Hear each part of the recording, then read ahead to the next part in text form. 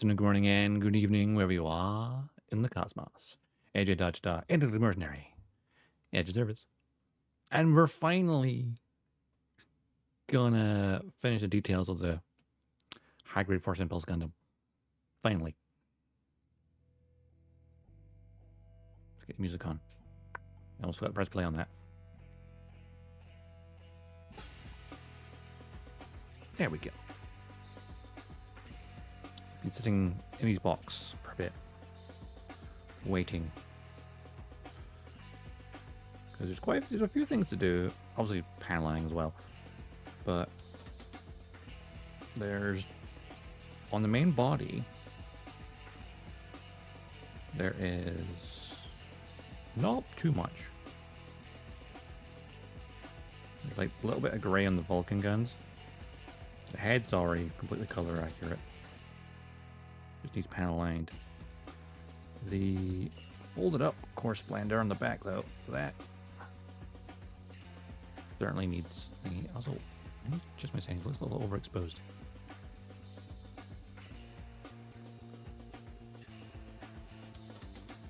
The auto white balance. That's a bit better. Looks blurry. I don't know why it looks blurry. I think my focus is messed up.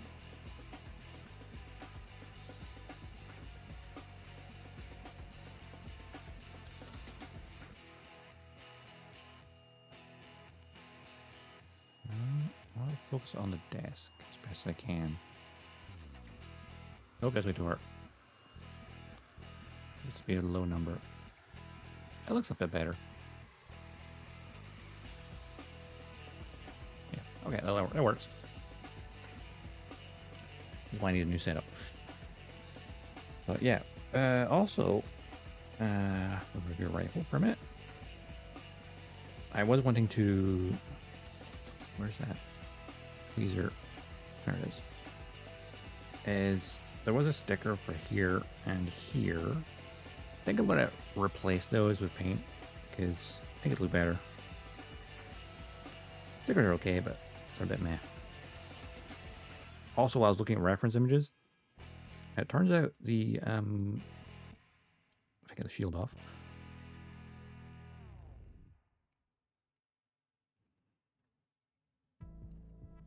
Probably easier to remove the shield from. Oh, that's going in the wrong direction. You should take the shield off his arm. That the top part and the lower part, and maybe that part in the middle there, are meant to be gray as well. We'll see about that. As for the main body, it's mainly just like can be panel lining, a little bit on the knees here, which I didn't use stickers for because I didn't want to. But of course, we have the core Splendor. We need to completely painted. We do that, as well as, of course, core silhouette flyer and the really long wing tips of this, which is the biggest single piece. Oh, also, core silhouette. I'm pretty sure this bit here, the back, is meant to be a different color. So that's fun. Lots of bits and bobs to do, and not much space for it. So, and to get things on like tweezers and stuff, or crocodile clips. But I've already looked at my colors. We've got the normal blue, which looks like slightly too dark, possibly, ever so slightly. But I also have the electric blue, which is basically AU blue, like the Zeta Gundam. That might be a closer match than just normal blue. They're like a very subtle difference. So we'll try them both on a piece of runner. Red is red. There are a couple variants of red, but it's like red's red. It's only going to be, well, actually, I used to match this red as closely as possible. It looks like it's darker than this red, actually. Like this is darker than this. So maybe I need to grab one of my other reds. So Zabi red's probably too dark though. Probably. Then again, so Zabi red.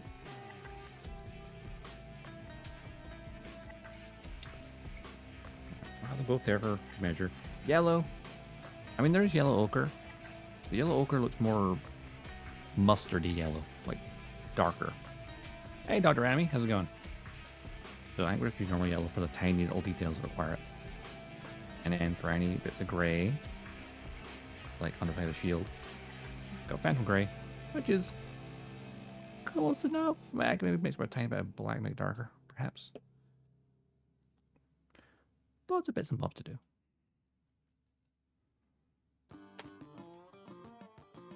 So let's get things onto pegs and whatnot. I only have so many crocodile clips, though.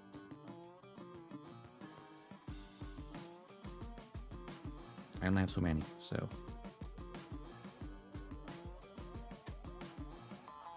At least to hand.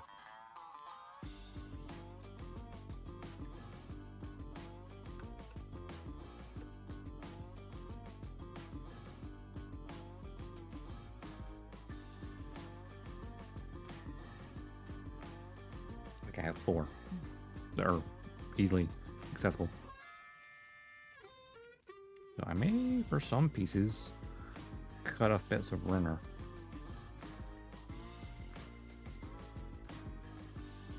Like doing the horse blender, you got a piece of runner, just plop it into the peg hole. Same for the silhouette flyer. Which means I need my, where are they? Flippers.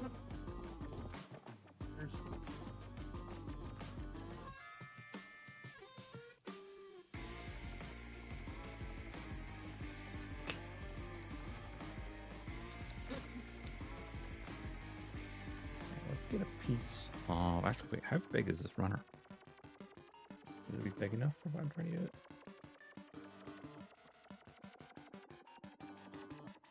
Now, let's try it out. She's all fine.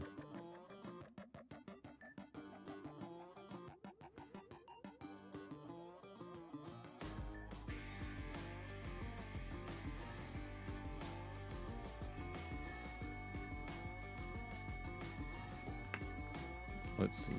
Is this the correct diameter to hold this? It is indeed. Perfect. Is it 30 millimeter? So maybe I need a longer piece than that.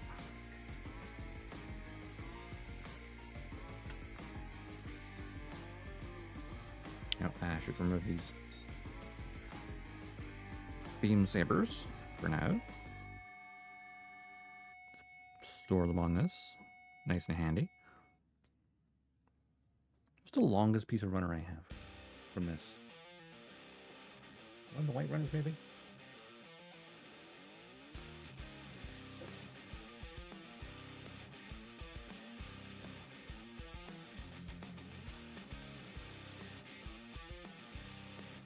Hello there. Hello there. General Aries.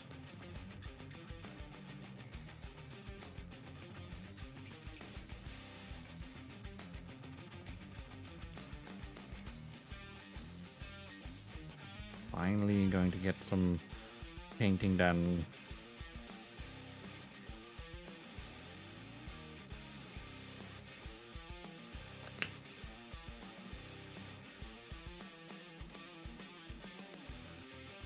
Okay, that'll be easy to hold.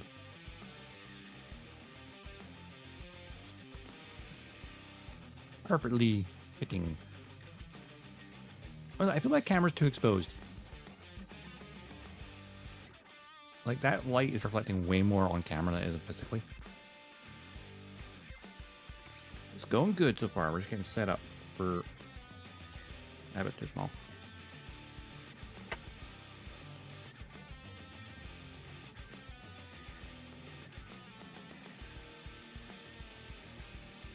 Trying to find the longest piece of runner to turn into holders. Get one of the blue ones. Actually, the blue runner looks thinner. I don't know why. It is.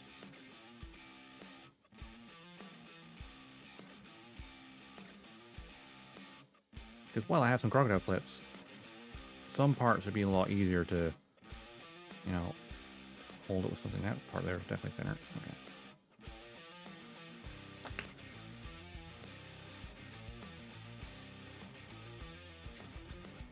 Okay, the blue runner is slightly thinner, as it turns out. This is spinning freely inside the hole. Okay, blue runner does not work for this. The red runner's the right thickness. The gray one should be. Actually, so should the white. White runner would be perfect for this, and there's plenty of long pieces on it.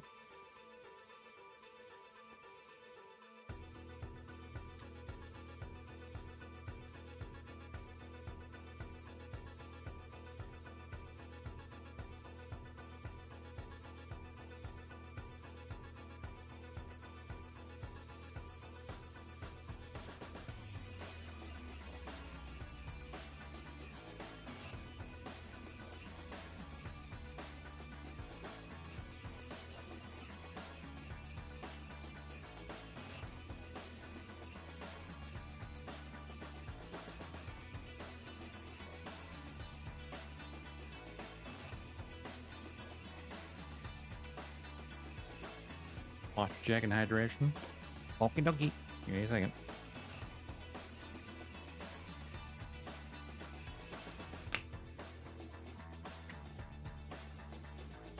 Posture's good. Add some water.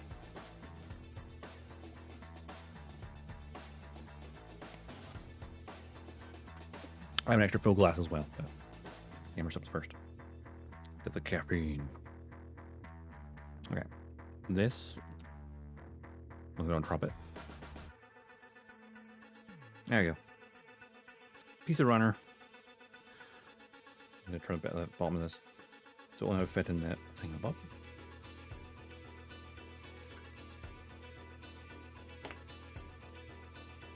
You know what? That little bit sticking out gives me somewhere to hold. Yeah, there's a silhouette flyer. Now let's. No, this red part was fine for this. Of course, Splendor.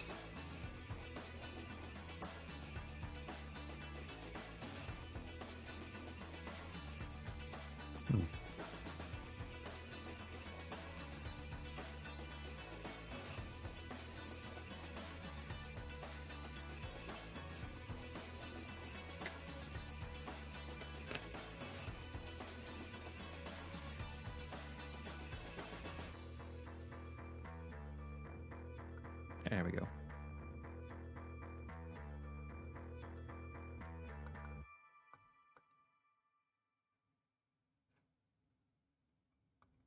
There we go. It's fitting there briefly. Just enough. All right.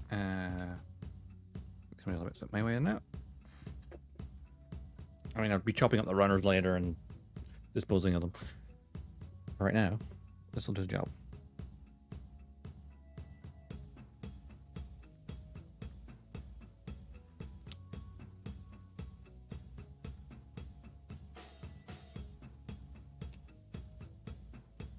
Put these nippers out the way for a second.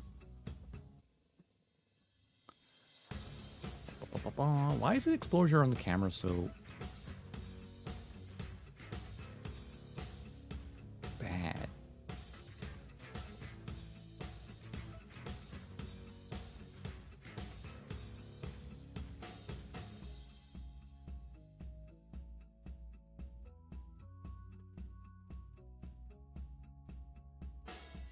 Oops.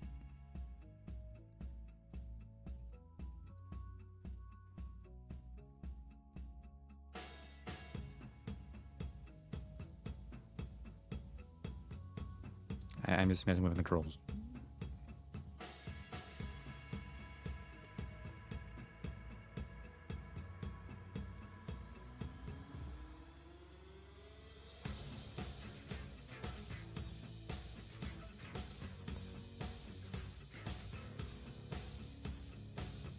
I need a better camera.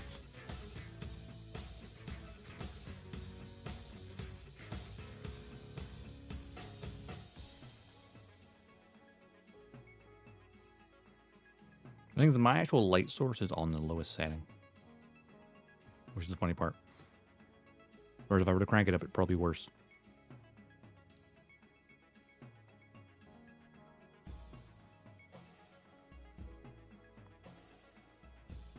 That's more blue, that's more orange. Yeah. Can he win? I get a better camera.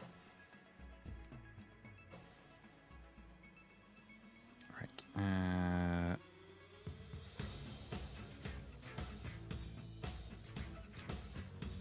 Little winglets. I did these one again.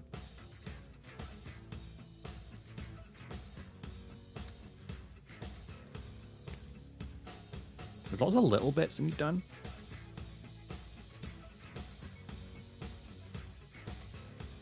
I'm trying to remember how these wings came off of this, or went on it in the first place, without breaking anything.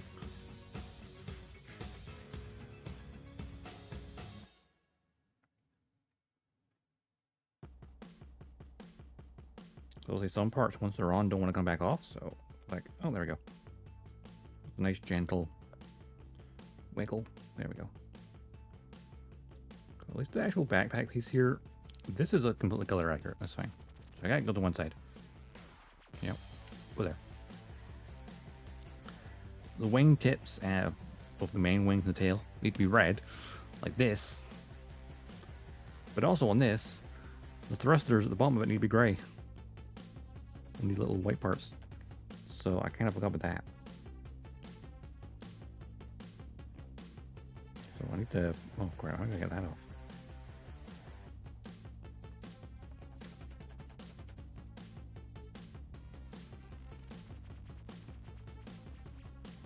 No, that's not working.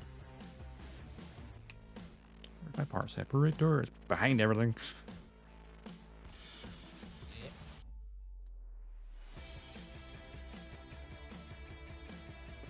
Desk got too small for this shit. You see why I've been putting this off.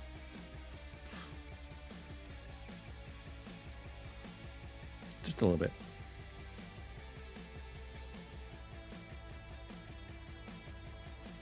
Making sure I had a day where I had plenty of time for it.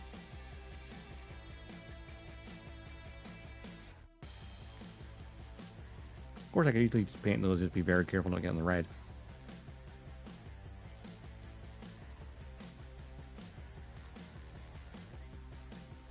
Might have to. These are going to be difficult to come off, these parts. Yeah, these parts are going to be... I'm not going to get these off safely. So I just need to be more careful with those. That's fine. I can work with that. I can work with it. Give it wings. These ones being the crocodile clips. Oh wait, I've already got one crocodile clip holding this.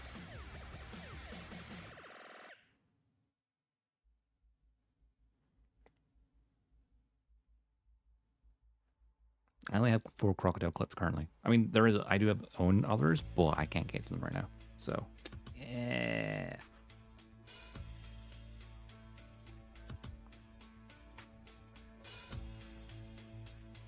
It's fine. We just put these off to one side and then do them shortly. A little rifle. I want to take the stickers off of it.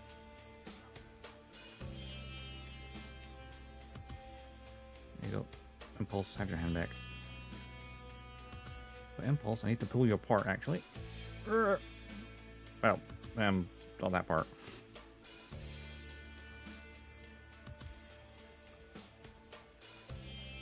This bit can stay on here.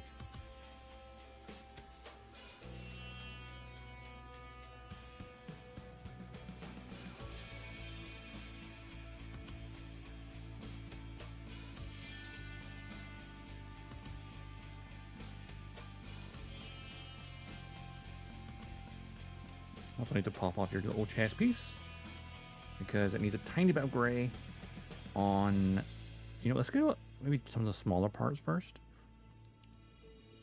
Possibly. Also, good thing this part came off because see this little back piece? It is the waist section. You can notice it just here. there's a little bit of red on the back of the spine, basically. So technically speaking, when it's flying in this form of all the parts, it should be gray. Because the phase shift's not turned on.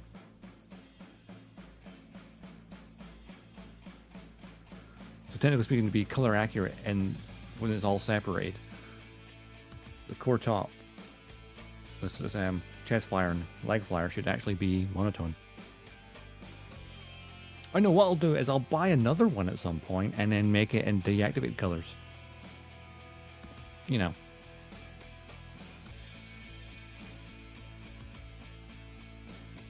Hey Kay, how's it going? You just woke up to the news about a new game coming out. We are so doomed. Which game? Do tell, Kay. What game? Why are we doomed? Are you just learning now about the tabletop for Gundam? Because yeah, if it's that one, Gundam Assemble, yeah. It's like, hey, you like tabletops? You like Gunpla? Cool. We're gonna basically what Bandai's done is they've seen the growing popularity of 40K in Japan, and going, we can do that but cheaper.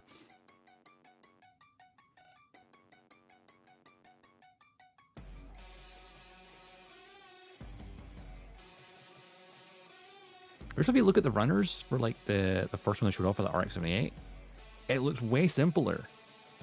Whereas you look at a runner for a 40K kit and it's like, good lord, where do you start?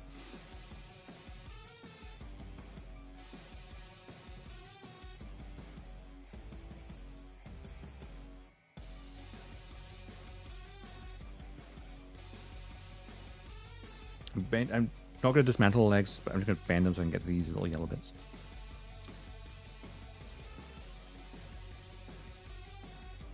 Welcome to Gundam Hammer, 50K or 5K. Yeah, so it's not costing you 40K to build your army, it's only going to cost you 5K. Yeah, I see how that works.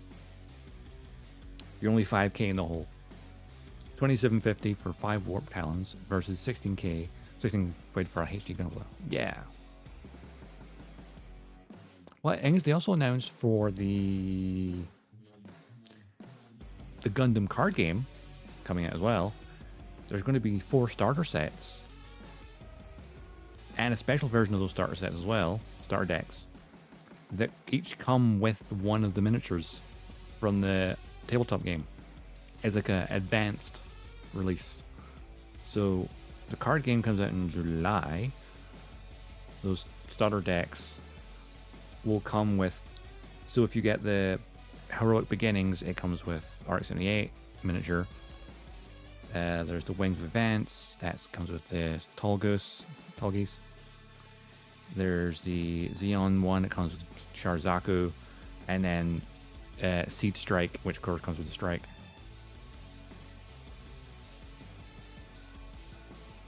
Gundam card game, they still say about, they literally didn't announce crap until Scalper bought out everything. Yeah, I feel like the announcement was like out of nowhere. But like there was no way to buy it in the UK. Yeah, so basically when the card game launches properly, there will be a Wings of Advance starter deck which comes with a Tall Geese miniature from the tabletop. Yeah, you're sold straight away. I'm getting the Strike one, clearly. Because that's me. I dropped in the Discord, I'm sure. Let me grab that and I'll throw it in the chat as well.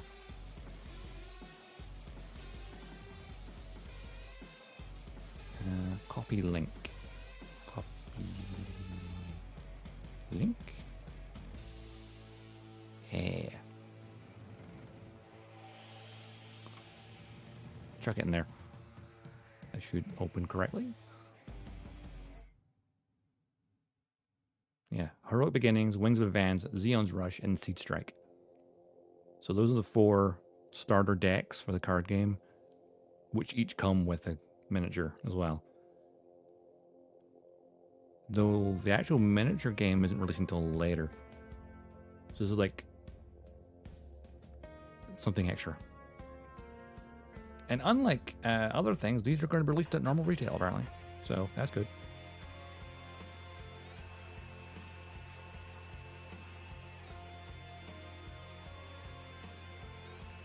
So, yay. Right. Where's my...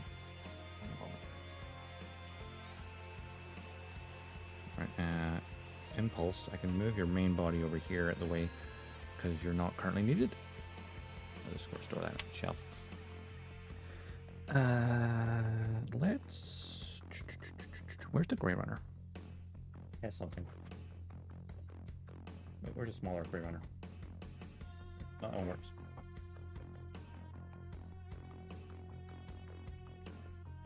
I'm going to test my Phantom Grey against this.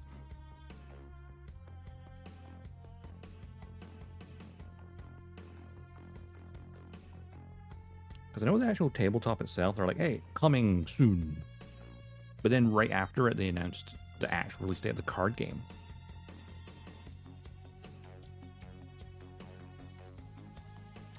So it's going to be interesting. Oh god, there's paint that little up.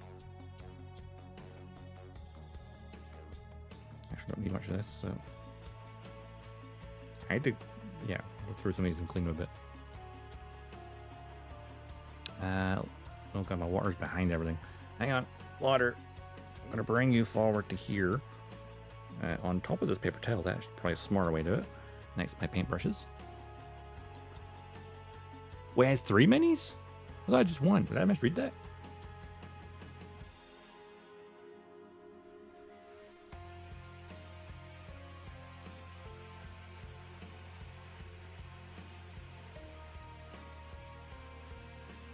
Dave varies to time zone. 3 different Gundam sample per 1 starter set. Oh, I didn't read that little tiny bit. I thought it just came with the 1. That's even better than I thought.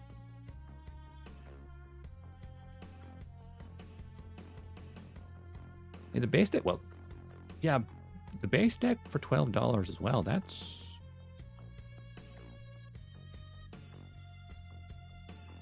I'm kind of curious what the other minis are in each set then, because it's good. Oh, it'll be to time with the other cards. I've now distracted myself because where's that link when it's announced the starter decks? Let me find it. Here it is.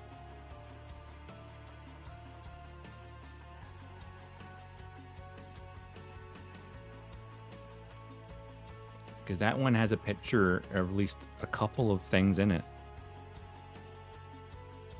for the cards to expect. So Zeon, like Heroic Beginnings, that picture has RX-78 and the aerial. So aerial miniature. Wings of Advance has a Tall Geese and the wing. I assume a wing miniature. Zeon Rush has Sharzaku and the Sananju. And Seed Strike has the Strike and the Aegis. Oh, I wonder what ones will have. Okay, I'm actually more excited for this thing than it already was.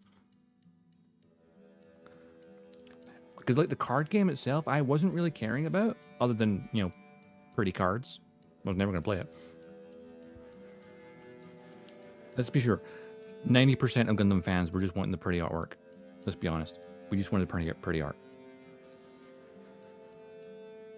A Leo would make sense, maybe.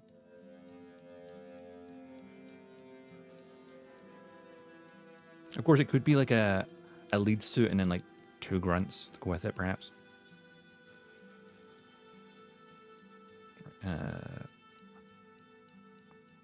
Treble 0.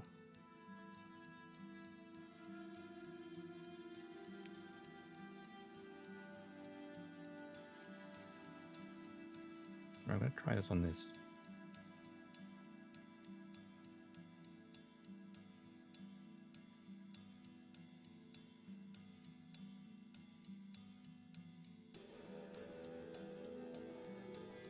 No, I know it's still wet, so it'll be reflecting more. But the gray on there, close enough. Shirtless ex-Mercury. I think the only part to put gray on is actually his Vulcan guns, so something that small, I don't think they're going to notice.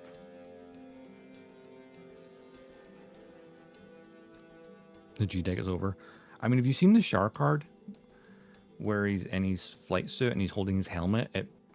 The angle he has his helmet is perfectly abdomen height, and it's like, oh, at first glance that did not look like he was holding a helmet. Because it's closer to the camera, it's like, oh, it made Charlotte pregnant.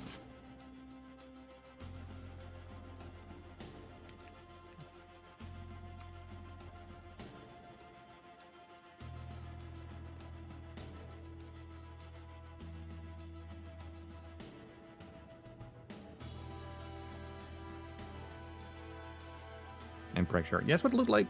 So everyone thought the same thing.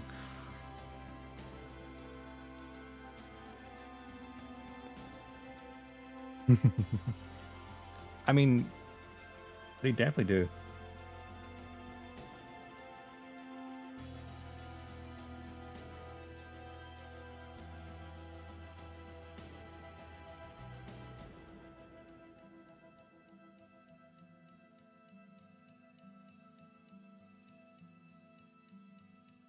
Put too much ink in there and get out in a second.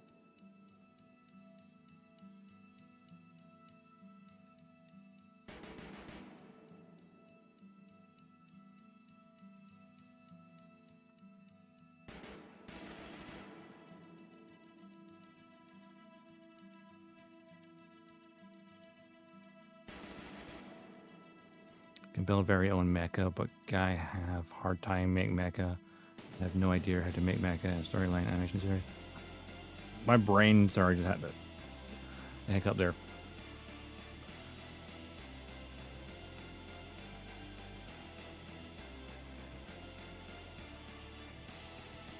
Sorry, Doc, but I don't actually understand what you meant.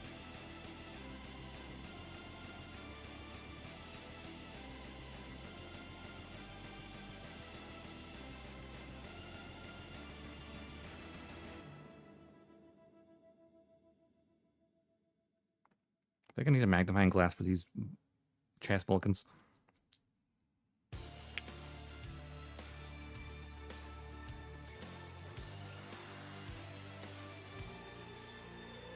I'm now gonna have to get some of the gray out of the bit in front of it, but other than that, actually not too bad.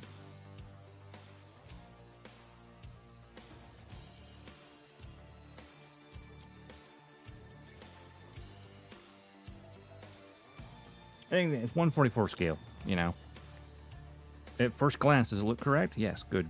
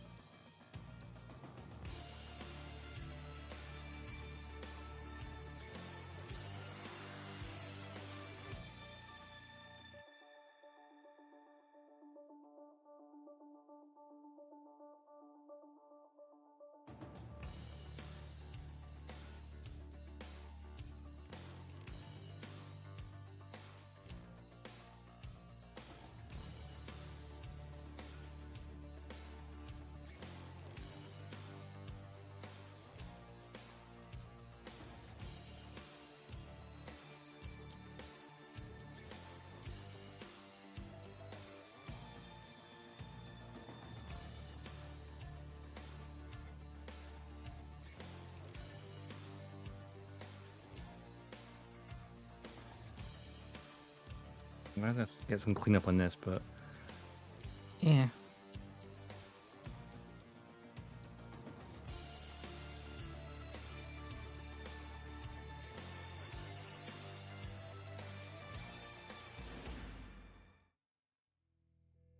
If I could have got the bits off, that would have been easier, but they were too difficult to detach. That being said, it's not getting it on the area around it too much. here's the thing, like when it comes to painting those Gundam assemble miniatures, like I mean I painted 1/100 scale pilots, so you know those are a lot smaller, and if you mess them up, people don't really notice.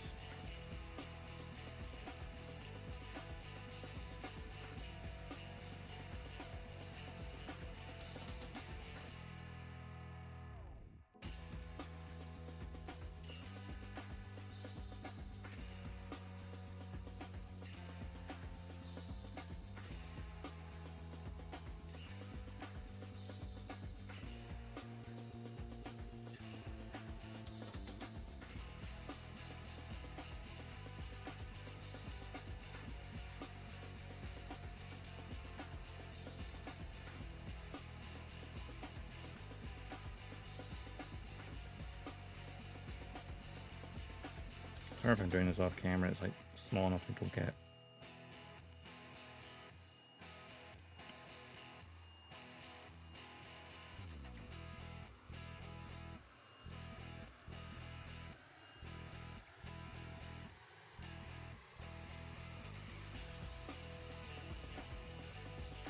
Doesn't help that my small brushes are kind of a little bit damaged.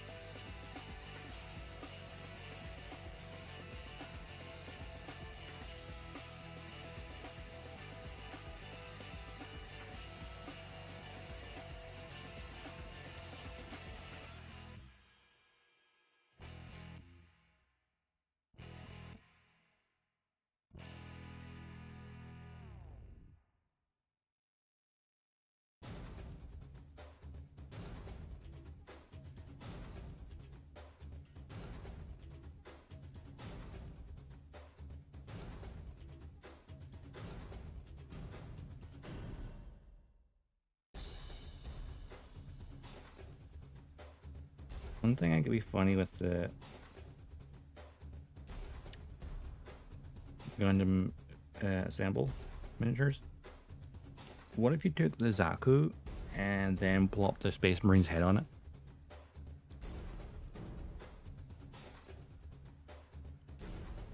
How well would it work, I wonder?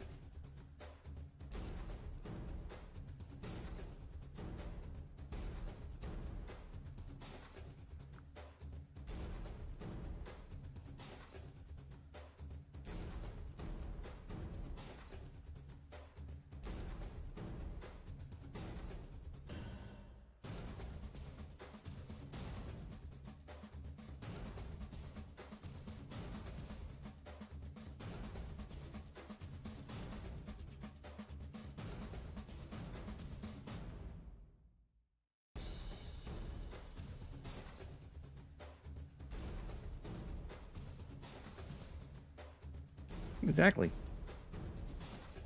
I mean, I've seen people do customs like that already. People customize Space Marines to be like Zaku's.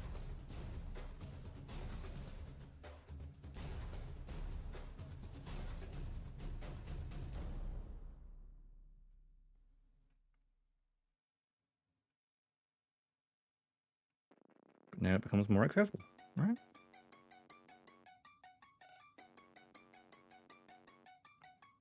Or since, you know, this tabletop will come with a rule set, right? What's to say you just don't increase the size of the playboard and boom, you're now playing with your high-grade Gunpla.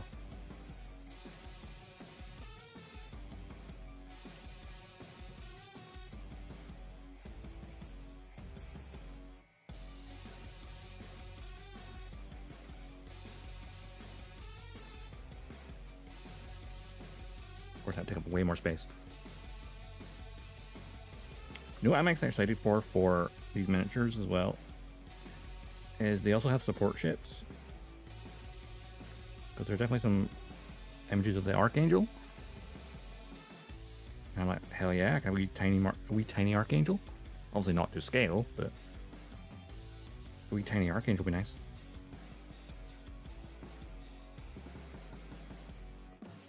Okay, we've got the gray on these now. Technically, I should have gray inside here along with the red on the inside of that. I'll do that later. I think I'm making some rules for Gunpla Wargaming. I mean, they already exist. I mean, not official ones. There's plenty. There's actually like half a dozen like fan versions.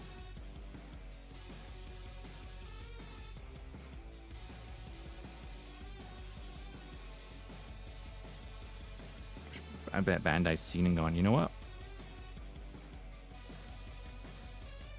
I'm actually really interested to see how it plays.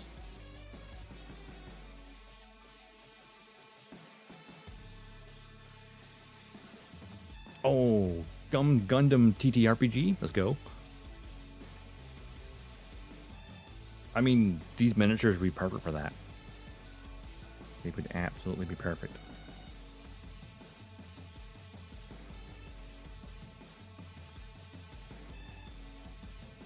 You know, it would be good for testing the red before I do on the main wings. A little bit here.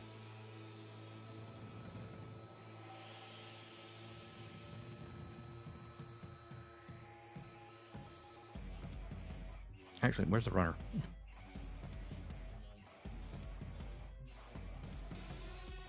Let's test the red and the runner.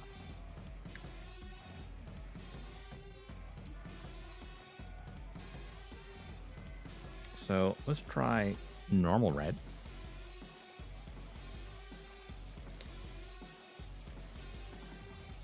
If I can open this damn thing.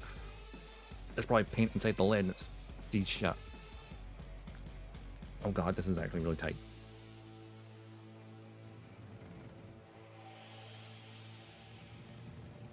Let's try the zombie red.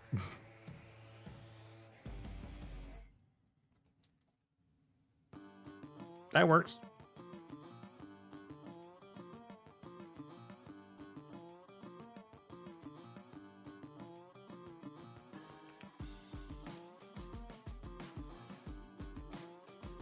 But I can't get this red to open. The standard red. I think it's seized shut. Which is not good. Oh, there we go, got it. Eventually. Oh yeah, that'd be... That's why it's not opening.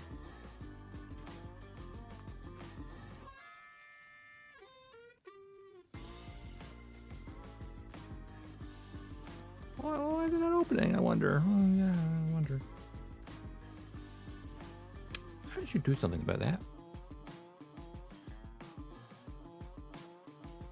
The problem with these bottles is it's just like a drip for airbrushes. I get stuck in there. Where's the second smallest brush? Oh, that's just a 00 there. I'll do it.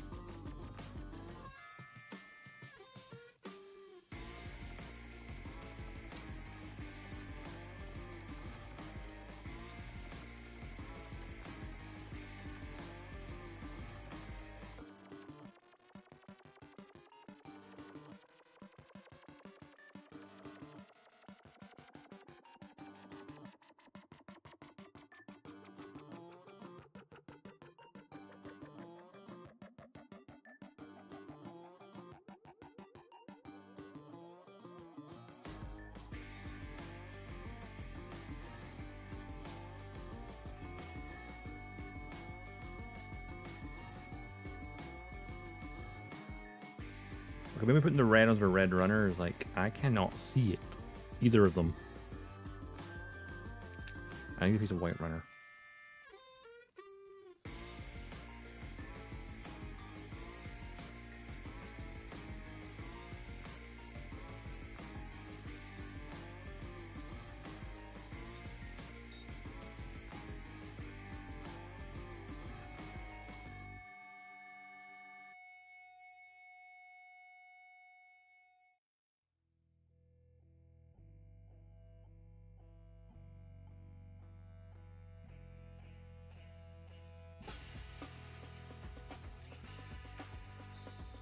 Zombie red.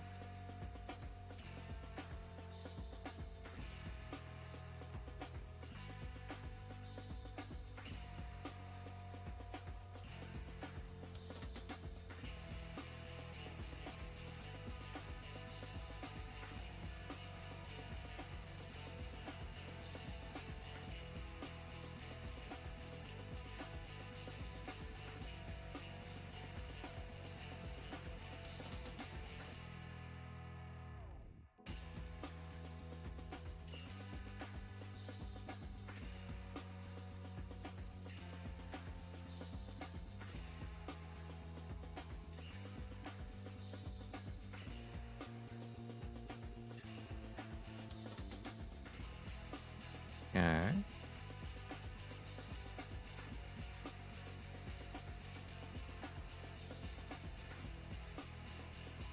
A lot easier to see against this. So number 8 on number 18 is the standard red, and at number 19 on the runner is Wasabi red, which is definitely lighter. I think normal red will do for this. Purpose.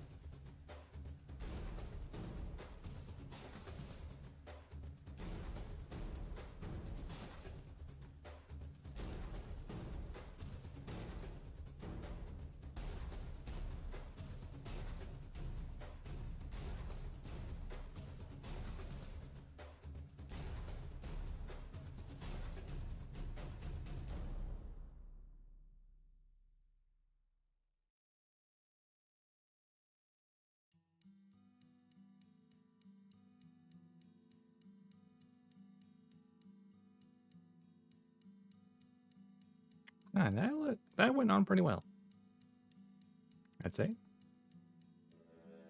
If you put it next to a red part, it's kind of, yeah, standard Gundam red.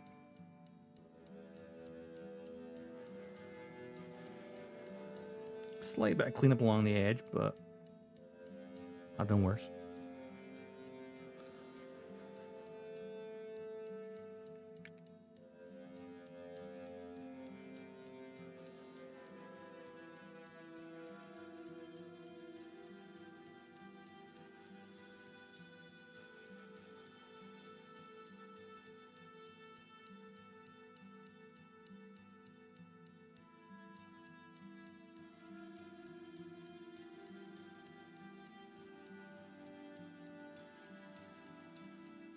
I can just take that off of there now and let it dry.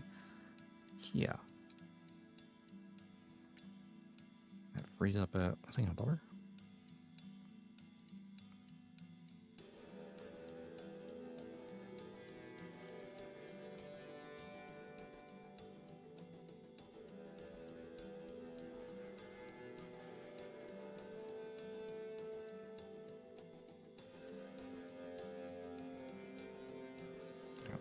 Grab that for now. Get these. Since I have the red here, let's get these done, shall we?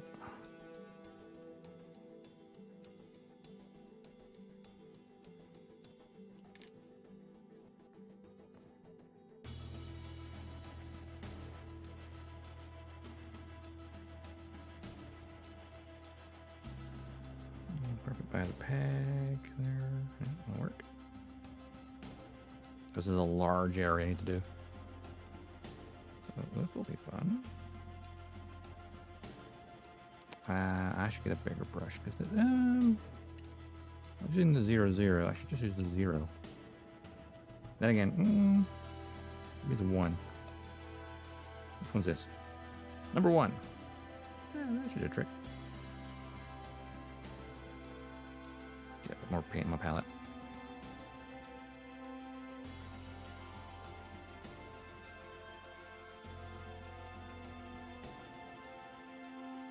Probably don't need that much, but hey.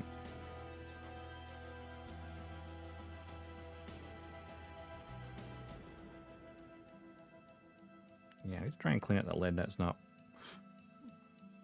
very good.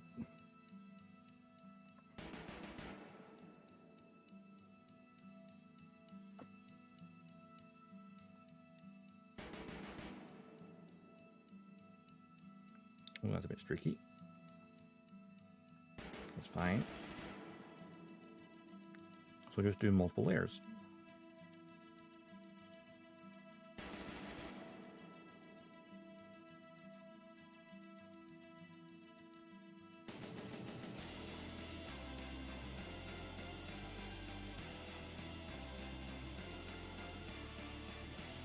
It's going with the black after all.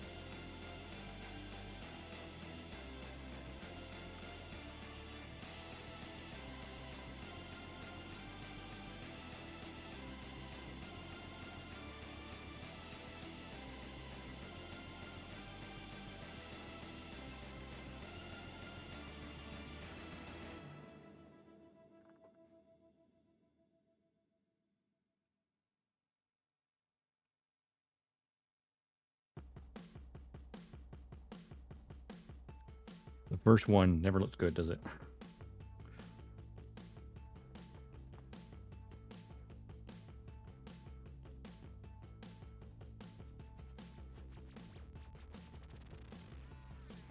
Yep. I should use a bigger brush than that. Like, what's number 2? That's number 2. That's number 3. It's a larger area, so.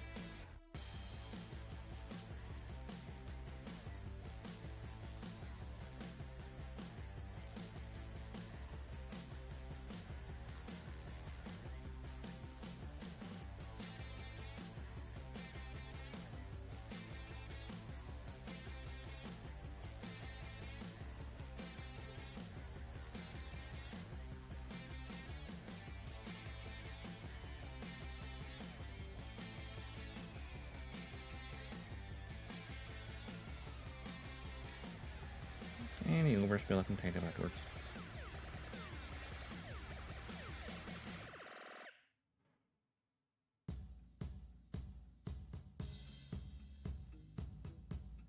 I think like painting small details, easy. Painting large areas, that's when it becomes a problem for me. Because it's gonna get streaky no matter what I do. Because I ain't that good.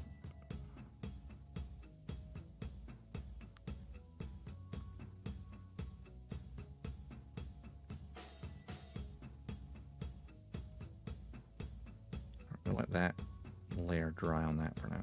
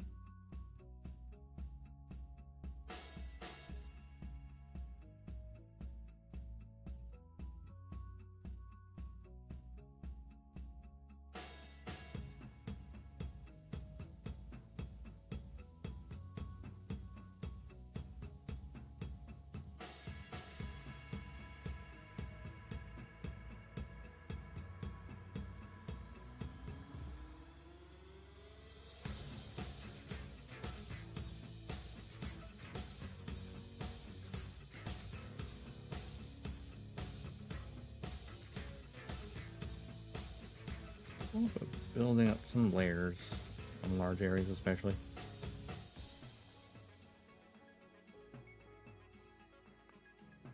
We've got red going on top of a dark color.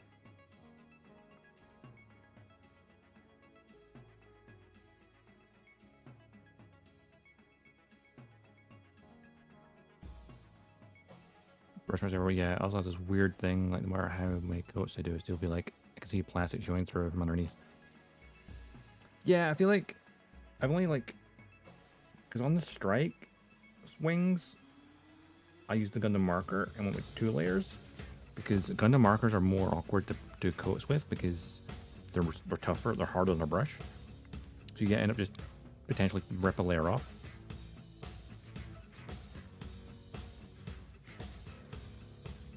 But I feel like definitely thin coats is the way to go. Like that right there, that looks very pale. But that's a good base coat. It's all like, I guess, building up your color. That's where we've at.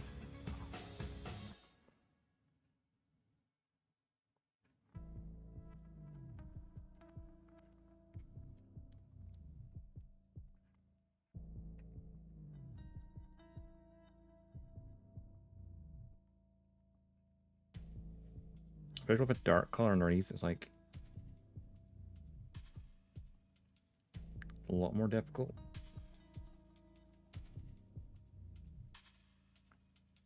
Which is why if you were painting this completely, you would prime this with something lighter and then, you know, mask off the 2 different colors.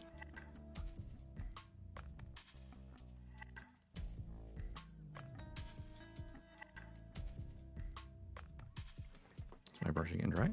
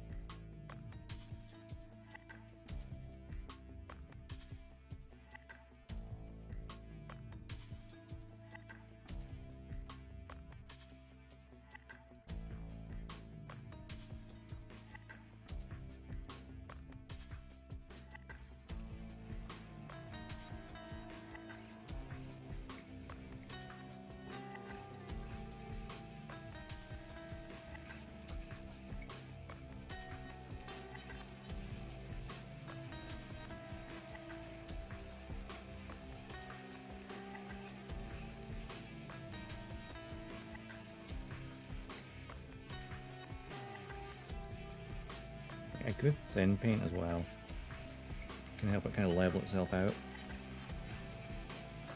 But I'm not as experienced with that yet.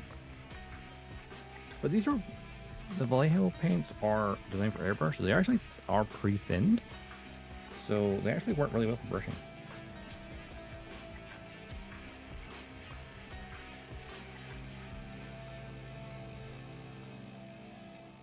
Or better than I expect them to.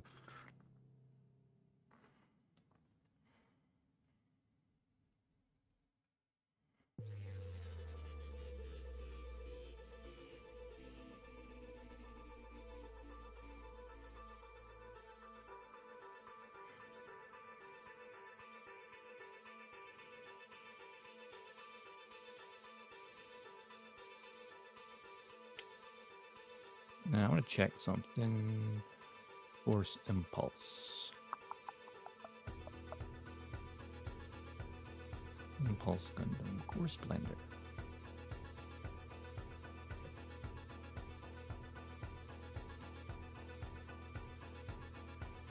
And I'm trying to gauge where some parts here are.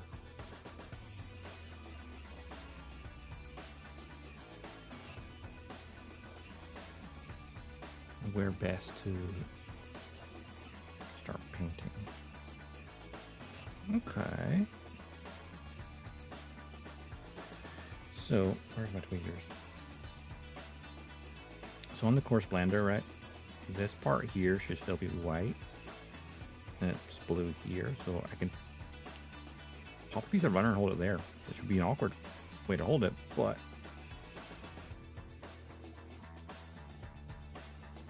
that might work. Get the paint that and this. The same colors. Both the docked and undocked stage. If I had another crocodile clip handy, I would just clip on the bottom, but I don't. So we make do.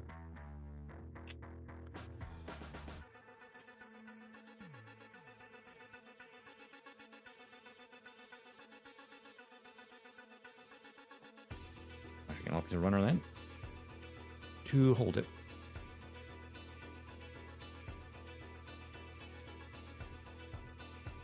That ordered nicely.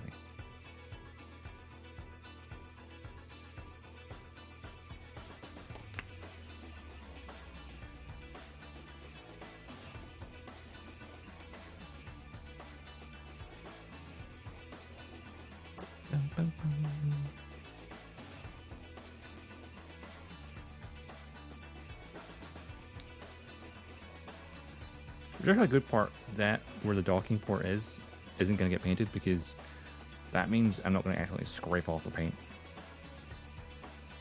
It's just going to be kind of awkward to hold it.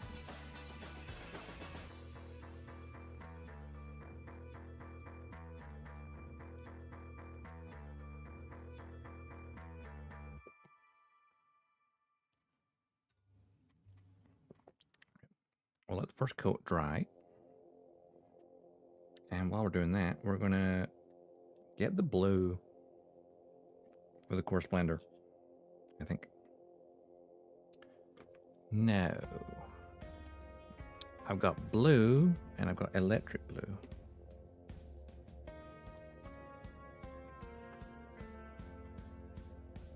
Let's do what we did before. We'll test them out on a runner.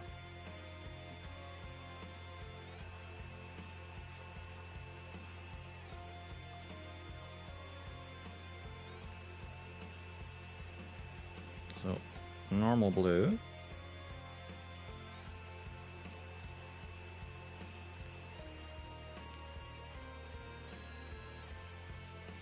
And electric blue. So I'm deliberately like keeping them separate on the palette so I can remember which one's which.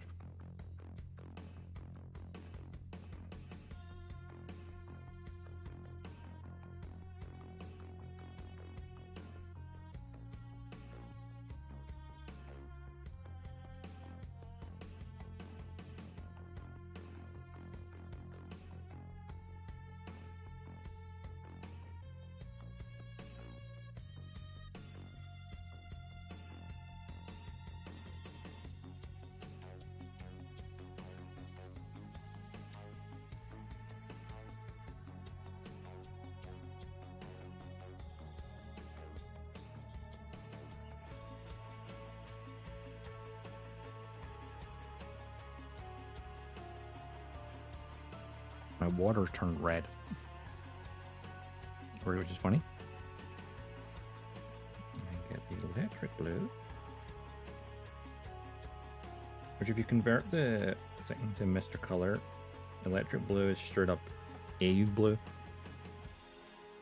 So it's the Zeta Gundam's blue.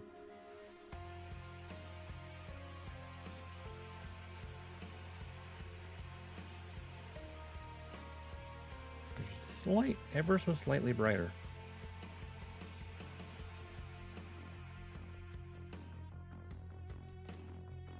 Even the Sazabi red is like slightly lighter than the standard red. Blood for the blood god. Paint for the paint gods. So, I bet even on camera you can't tell the difference between those blues.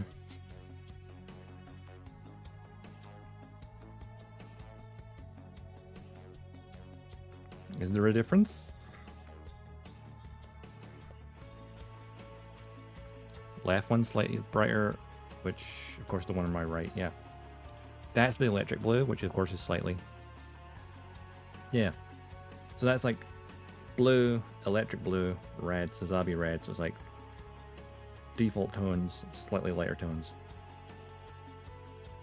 Which if I hold it next to the torso, cause it's the same. Of course, the blue on this is a lot bit desaturated.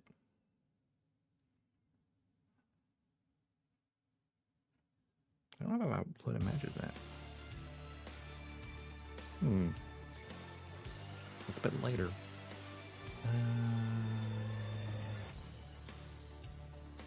No, deep blue, light blue. Light blue to be too light. I feel like even just electric blue with a tiny bit of white in it might be what I need.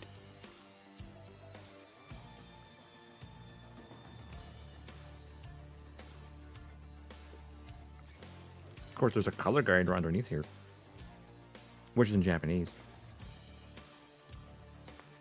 because it's an older kit.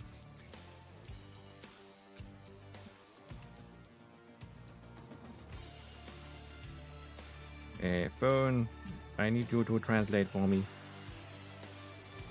I know it says blue. I've actually translated it before and I forgot what it said. Here's in Google Translate on the phone. Could you allow me to save the translation, please? Because if I'm using my camera to see a translation, right? Allow me to take a picture and save that translation. Right. See, the blue parts I suggest is indie blue, 60%, white, 40%, and normal blue, a small, tiny amount. Okay, what is indie blue when it comes to... Hang on, let's search on my phone and quicker. Mr. Color indie blue?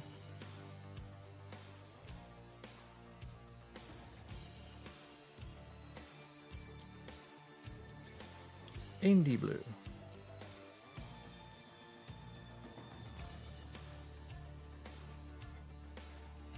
Indie blue to me just looks like blue.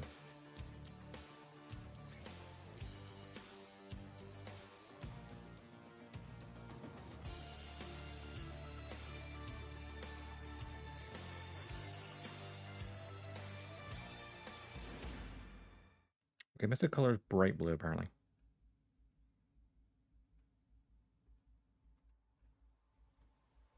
So I would call that electric blue, but we put in a little bit of white. I think that's the best way to do it. So, wait, did I put 2 drops of that in there?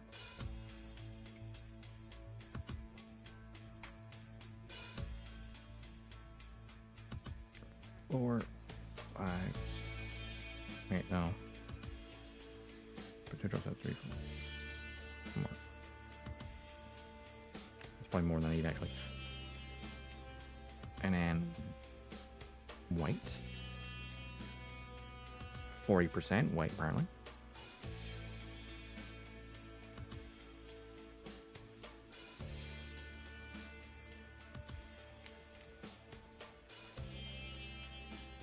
So theoretically, and where's my shitty brush that I trash all the time to mix this with? There it is. The one that's just, this is for mixing only at this point. It's trashed.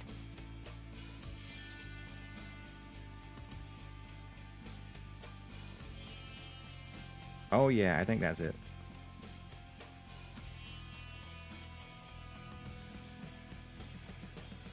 Electric blue is equivalent of indie blue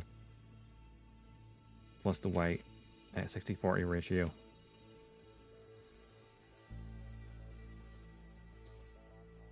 That lightened it just the right amount, I think. That's what doesn't run very well, but hey.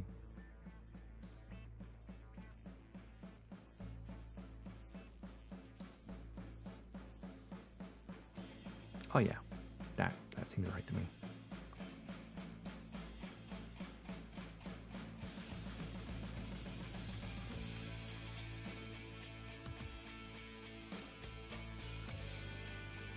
Seems about right.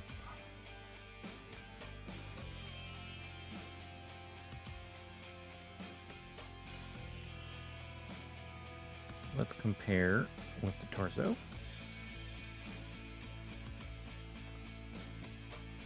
That is a lot closer.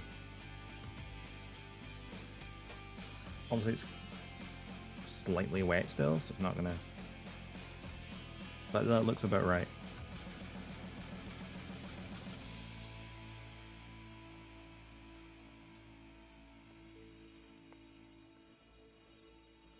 See, ND blue / electric blue. Then, so 60% electric, 40% pure white, and boom, we have the Force Impulse blue. Cool. Now let's. I need to tab over to an image of the core Splendor.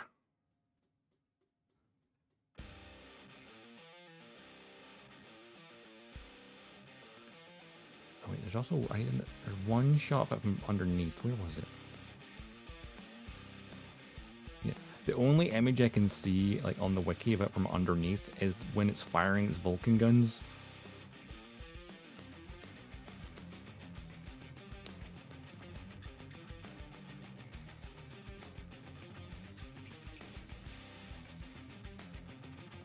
Which reveals that the underside is mostly blue.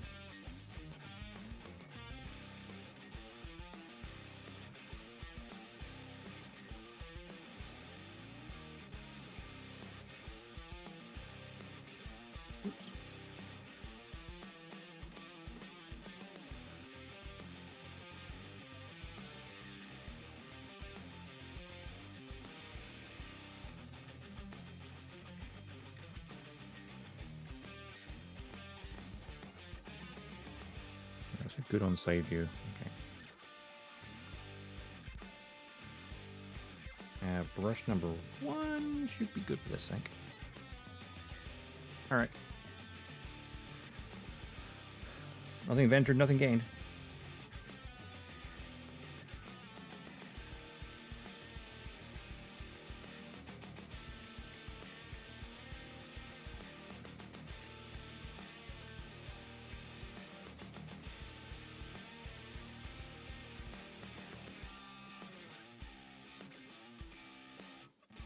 Not much paint on that.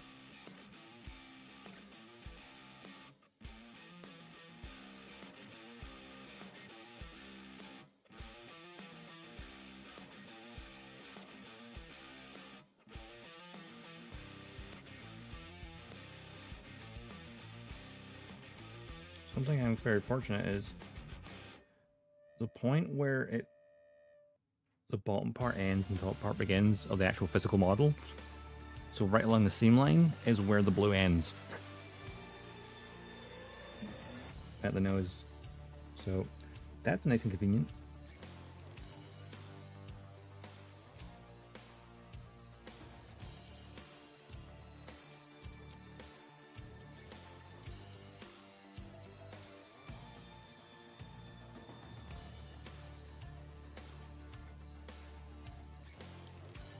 I've got like a side-on view right now. I just held that in my mouth so I can move the microphone.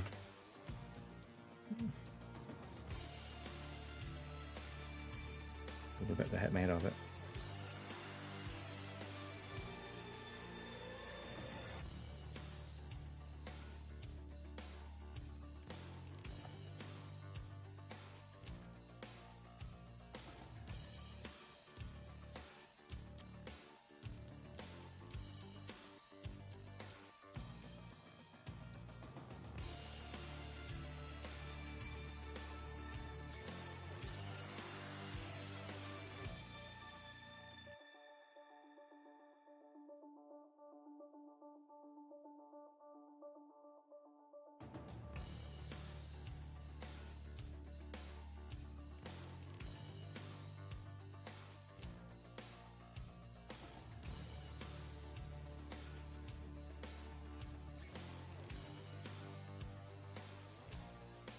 I'm trying to get too much paint on the brush at one time.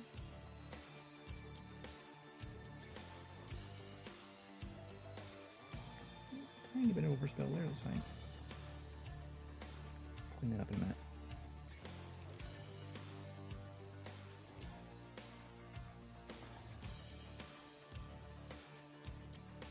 Thinking about it, this will be the first thing I've fully painted on screen.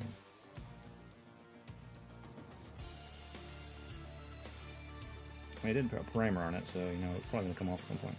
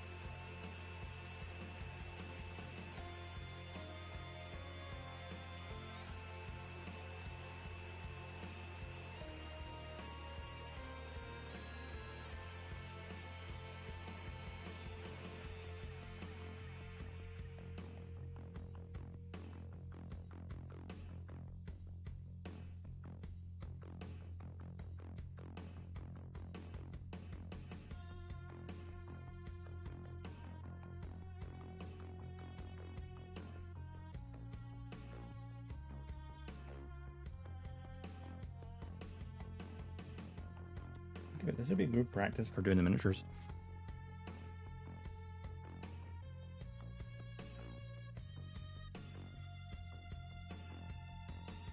Because the miniatures will be about this size.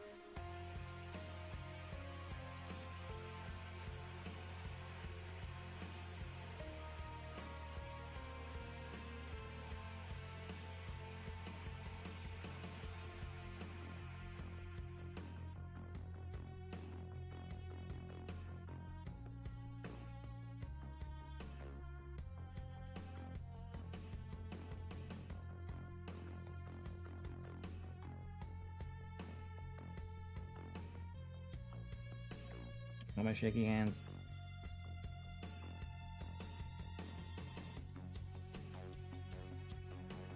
Just trying to get around the vent area, which of course I'll be sticking gray in the vent anyway, so I'll cover up any blue splotches.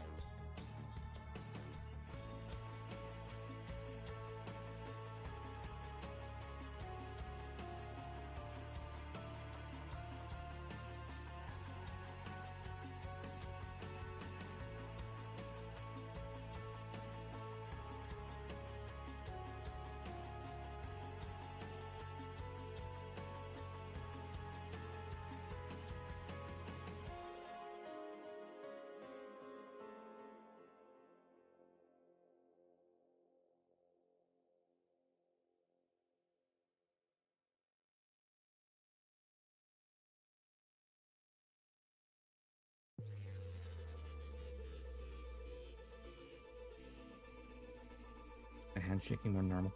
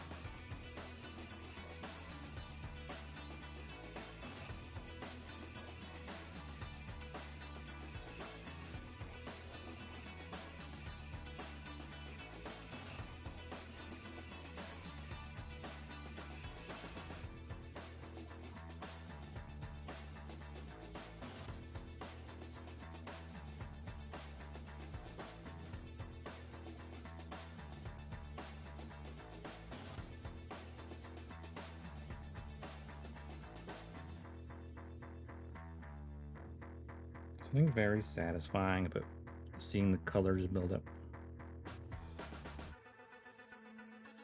And go from being a solid piece of grayish white plastic into the core splendor, you know.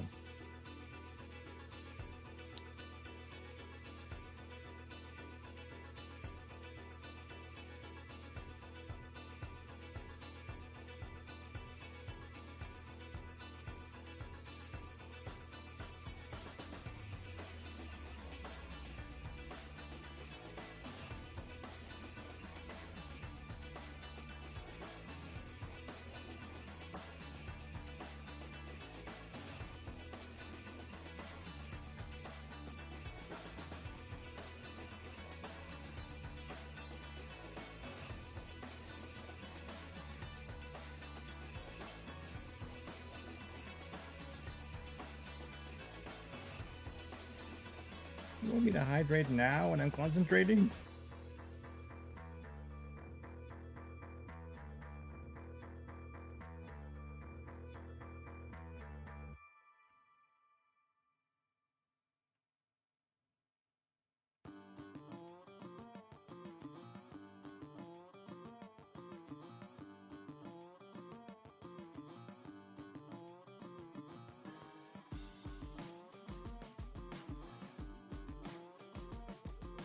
That is very true. One-handed.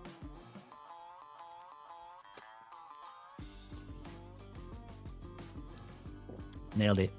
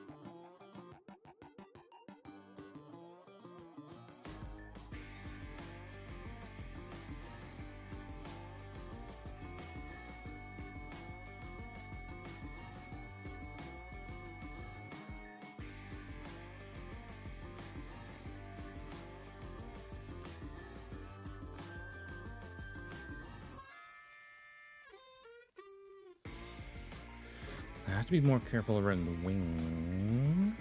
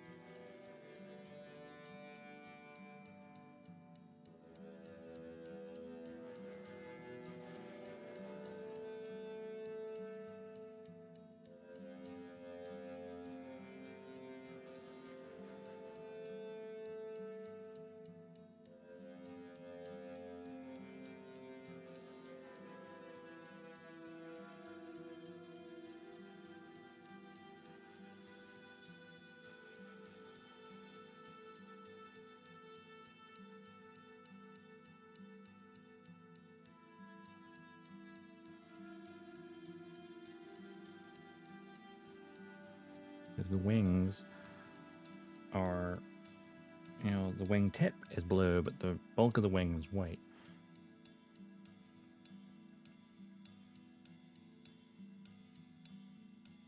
when it comes to the wing root next to the body, there's no clear line to separate them. It's just like the edge of the wing tip itself.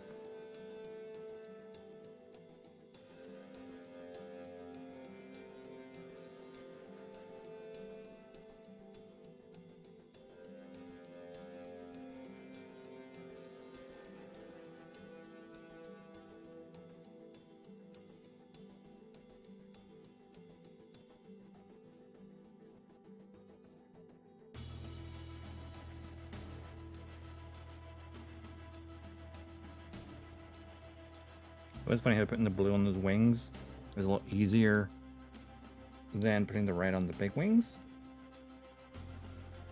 because it's obviously light gray white underneath rather than the almost black.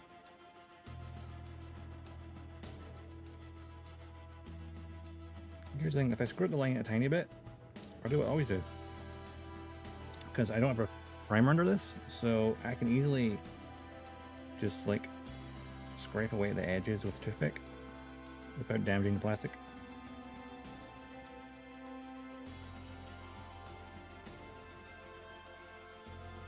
And it works pretty well if you're just doing detail painting, because if you're not priming it, you can easily take away paint that you overdid. But if there's a primer underneath, and when you're fully painting it, then it becomes more of an issue.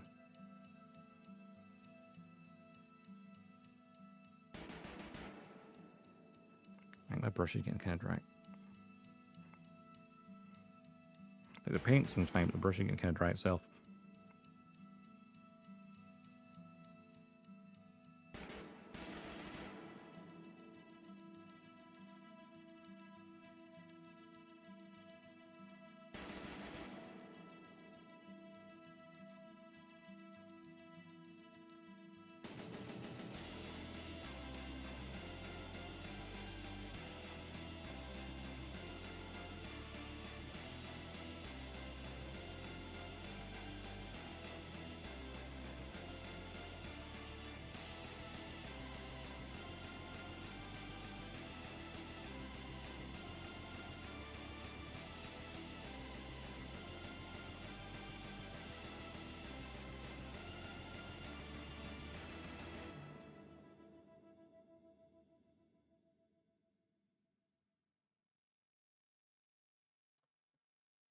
First, a little mounting point for the rocket pods, which it doesn't actually come with the rocket pods, which is interesting. But apparently the blast version does have the rocket pods, despite the fact every core Splendor should have rocket pods. Strange.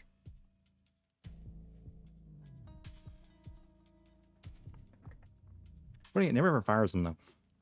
They're just always there when it launches, and then they chuck them away.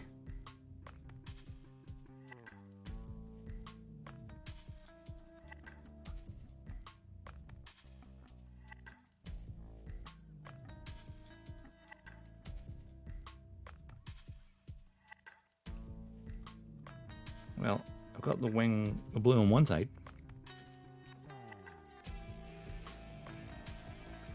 Underside needs a bit of a cleanup because it's like splotchiness somewhere. So far, so good.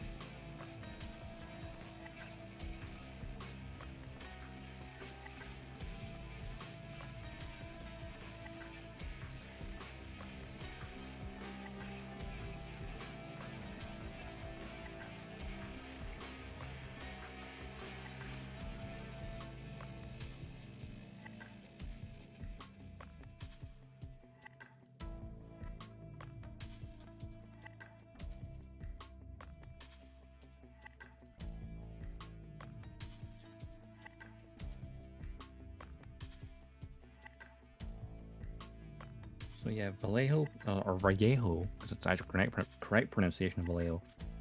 Drop the brush, that's fine. It's spelled Vallejo, but it's apparently pronounced Vallejo, because it's Spanish. Because the mecha range is designed for airbrushes, they're already partially thin, so they're actually really good for brushes as well. I mean, it literally says it in their description that they're done for both. worth investing in.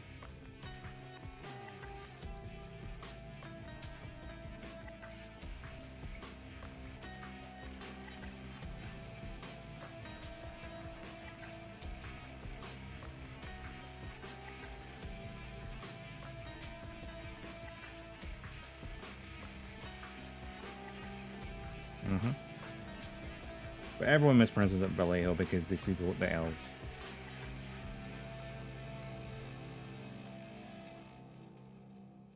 Honestly, myself included to a certain degree.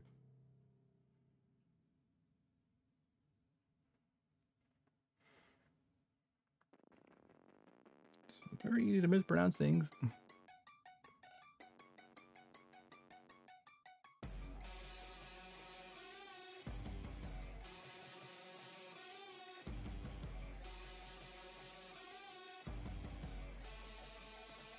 Also, a lot easier to get hold of the Vallejo mecha range than it is Mr. Hobby paints in Europe. So.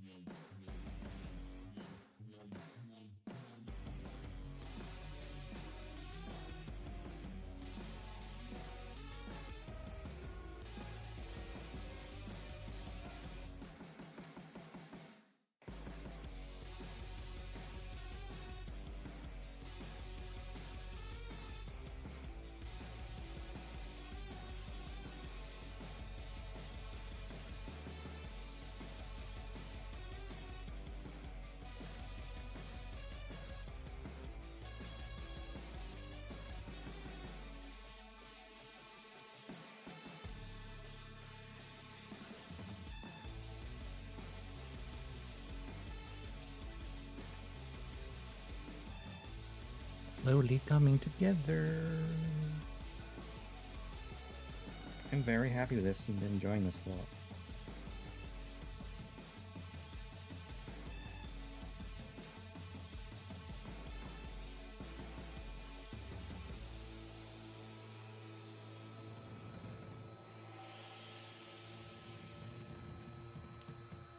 This is why I wanted to make sure I have a day where I could just stream for as long as I wanted to. Because I knew I would be wanting to take my time with it.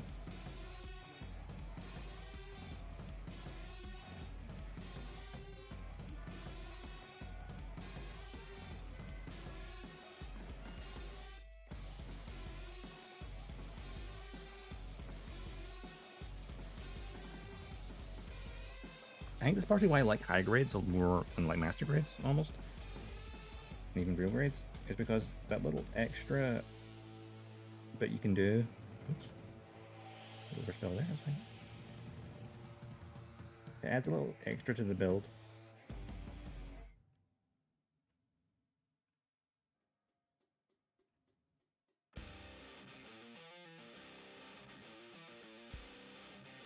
Which if you just want to build a kit, then yeah, master grades, real grades, better for sure.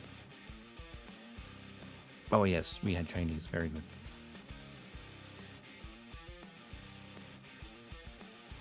As naturally as you basically you fill yourself with your fried rice, chick balls, and immediately lie down, and then an hour passes by and go, oh, I just took a nice nap.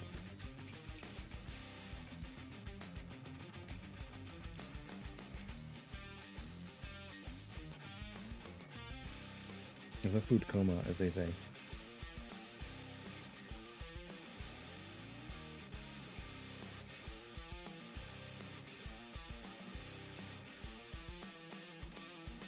It's standard procedure, food coma.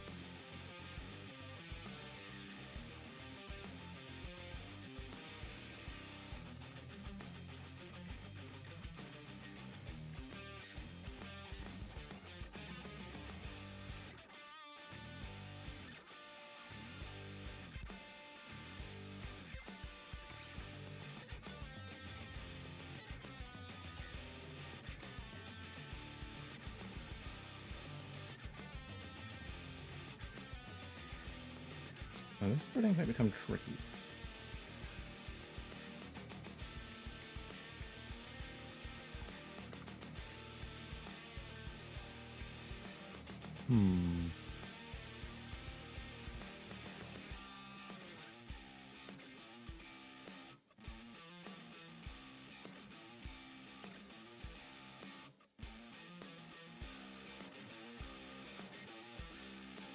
Yeah, that makes sense.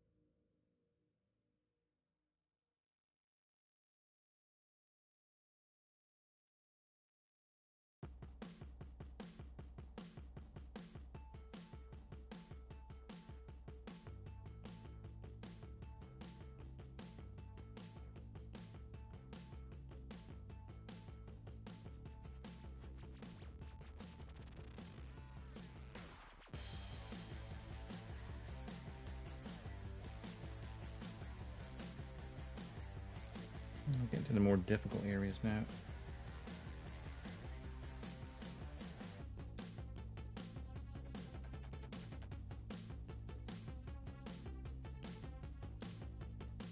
Where there's going to be multiple colors of it.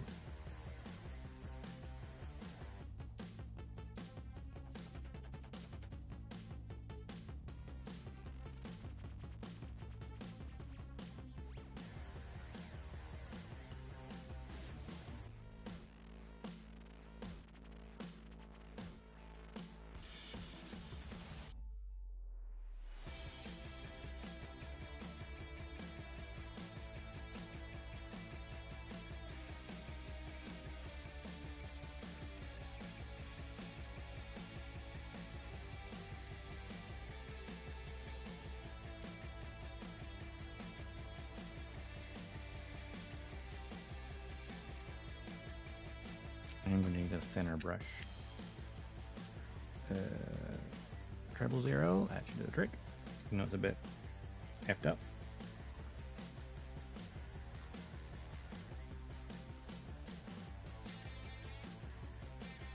So we can get in that tiny little space.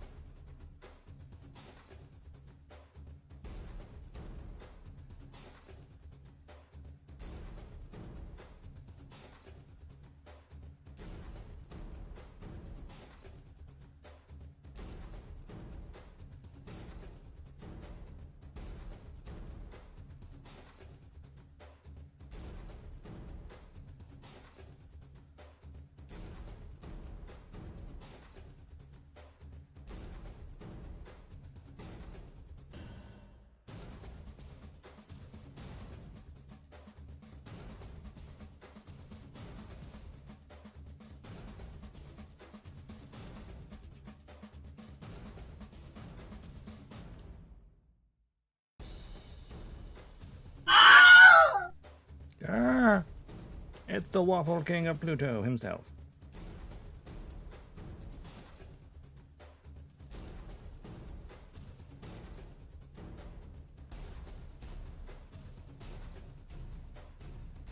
Not too shabby looking. Short and say hi. Thanks for dropping by. Hope you have a good day at work.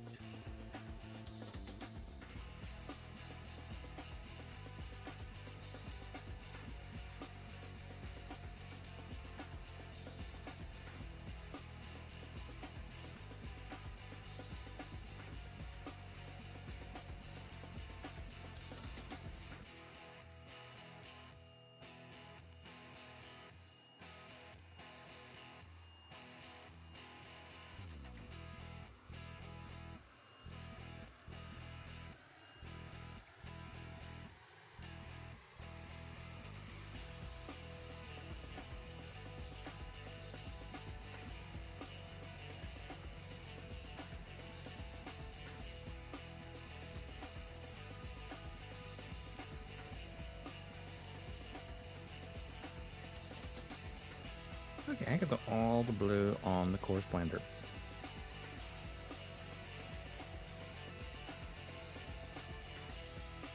Little splotches to clean up.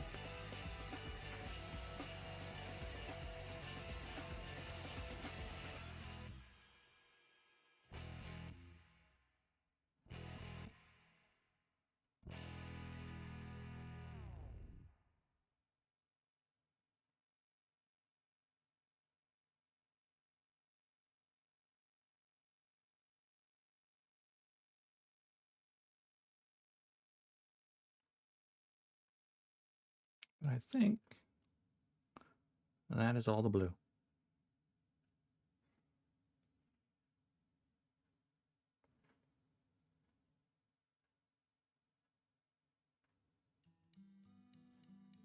Music doggo.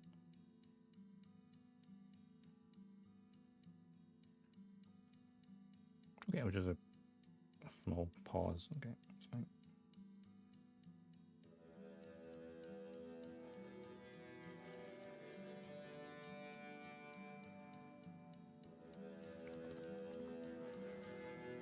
The problem now is this wall paint is going to start to dry out a bit. That doesn't make too watery.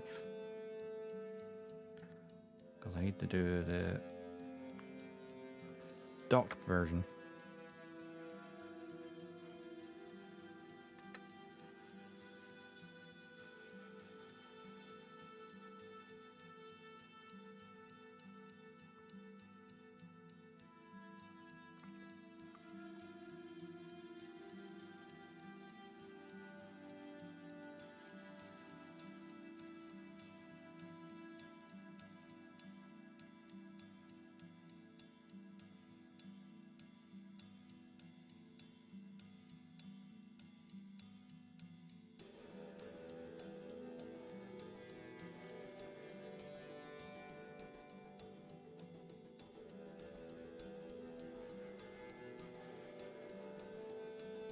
I had to mix a bit of water in there just to rehydrate the palette. Maybe did a tiny bit too much. We'll see.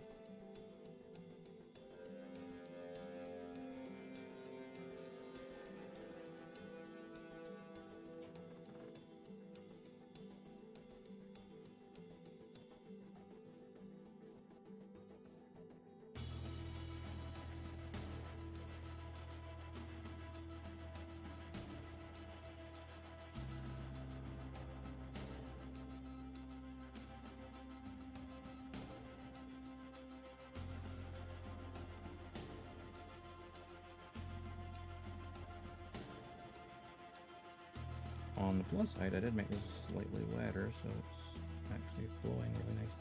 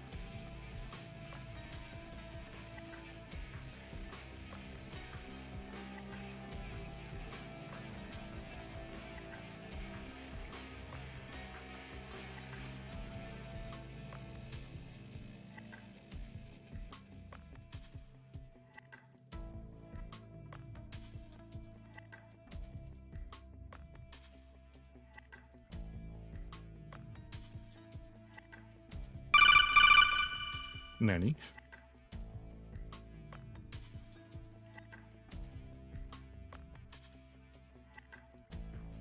Hello there. Colonel.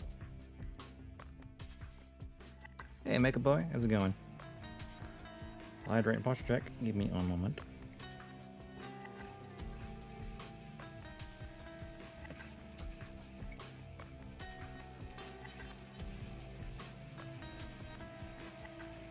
Just gonna fix my headset while I'm at it.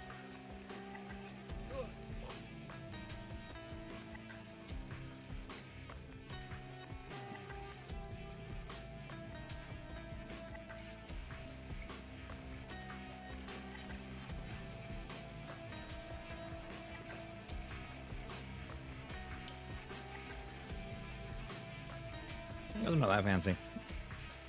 They're relatively cheap.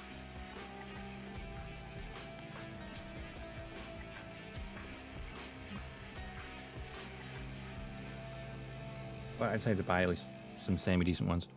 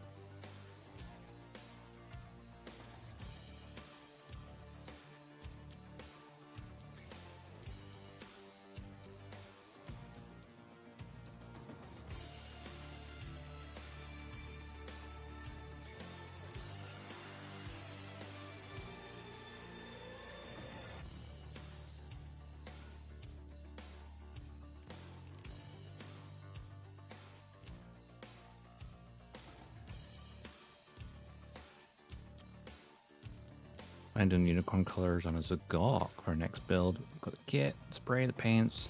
We're gonna go, but weather. Yeah, I mean, if you're trying to prime it outside, yeah.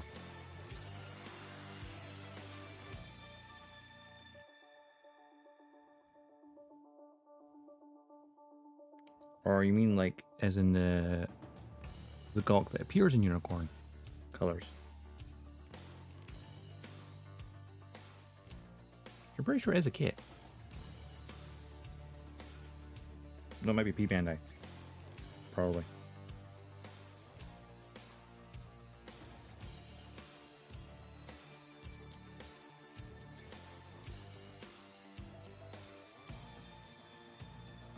Ah, that'd be why. Okay. Like, I knew I'd seen the kit somewhere. Ah, yes.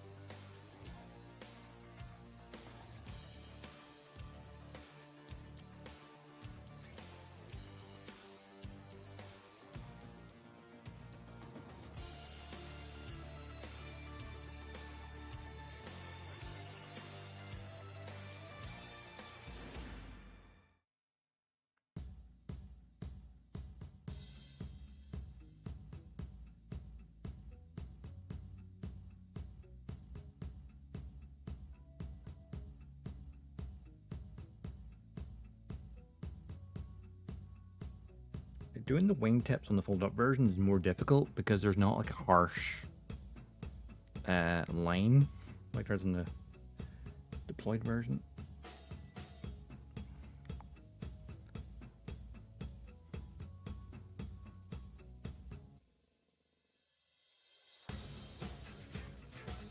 Well, think about underwater, everything's all murky.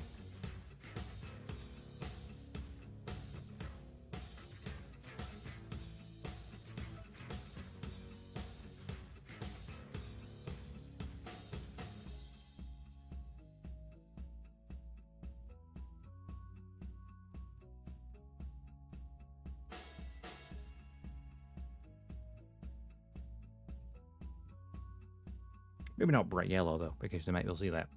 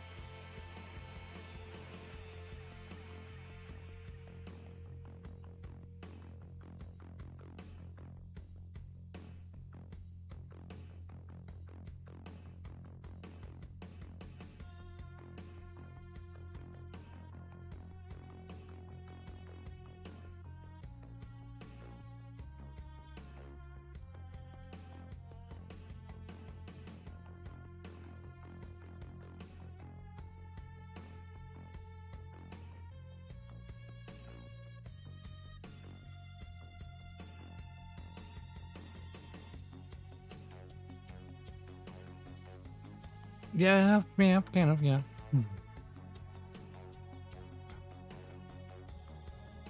Coming together, though. A little tidy up in some areas. But it also just plugs onto the back of the Impulse. Because it's a folded up version of the Splendor.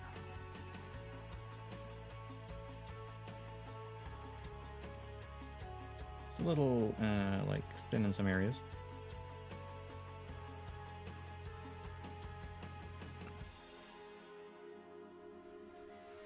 Easily corrected.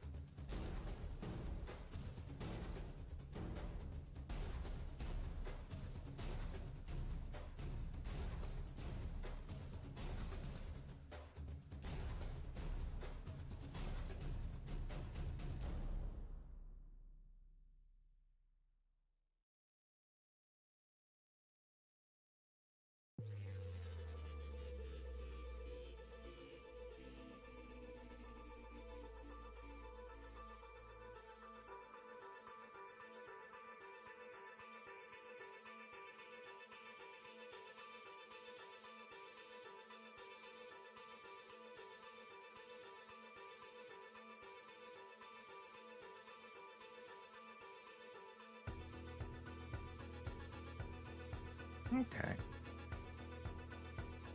Yeah. I think that's all the blue required for the folded up dock part of Splendor.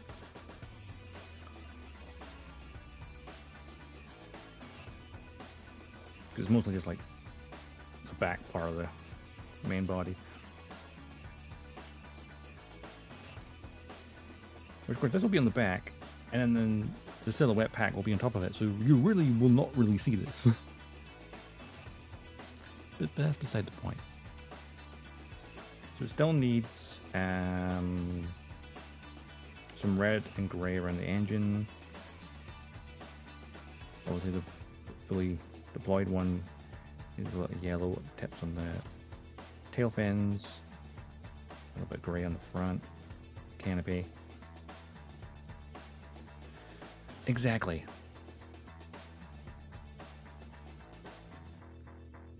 This kit's just a Gundam. No, it's basically it's the Force Impulse Gundam. So basically, we're doing these parts. The wings are off to the side now.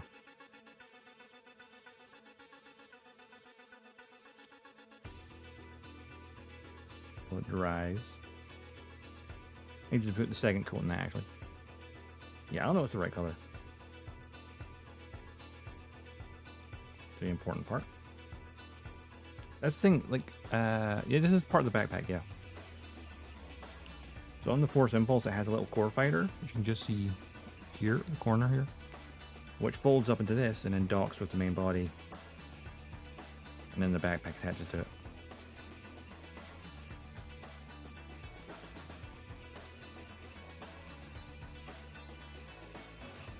I feel like if I was airbrushing this, I would just airbrush the entire thing blue and then put the white in because there's less white.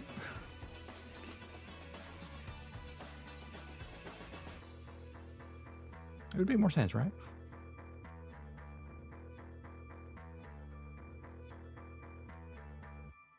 Mm-hmm. So it comes with, let me pull this camera down a bit so you can see this little picture on the instruction manual. See here? The chest flyer, leg flyer, the little core Splendor, which doesn't actually dock with the kit because it's only high grade, but then it has a docked version you can put into it. You assemble them together, and then you have the silhouette pack with the little silhouette flyer, which brings it to the Gundam. It's a little drone to flight there.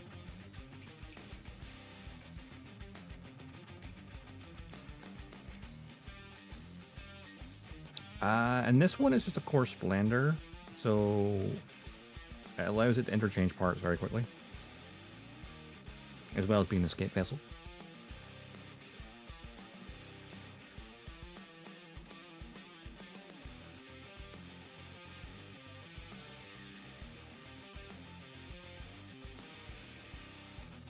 I know in the original Gundam, the core block system was designed because they're prototypes.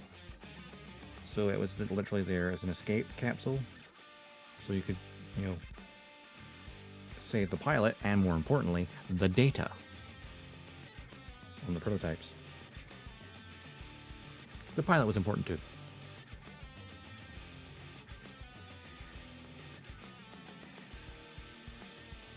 But Air Federation in that regard. So, I mean, this attaches to two parts. You got the chest piece and then the leg piece attached with the core Splendor in the middle, or the core fighter. Basically, it takes the idea of the original Gundam and its core block system and kind of amplifies it with the Strikes backpacks. Also makes it more flashy as well.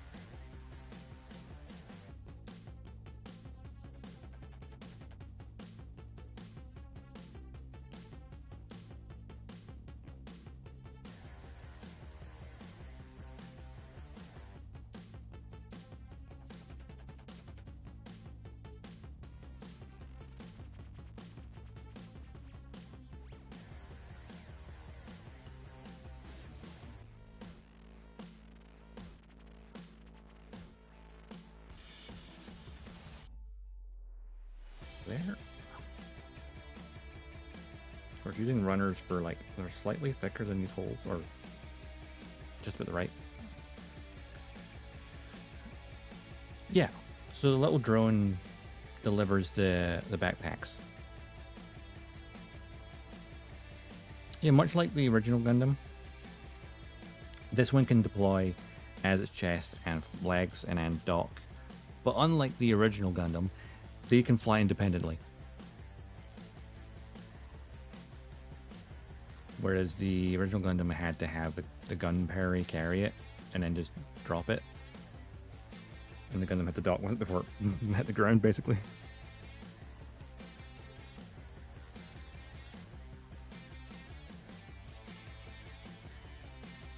But the Impulse Gundam, a bit more flashy. Is there any more blue anything to touch up on this? I don't think so.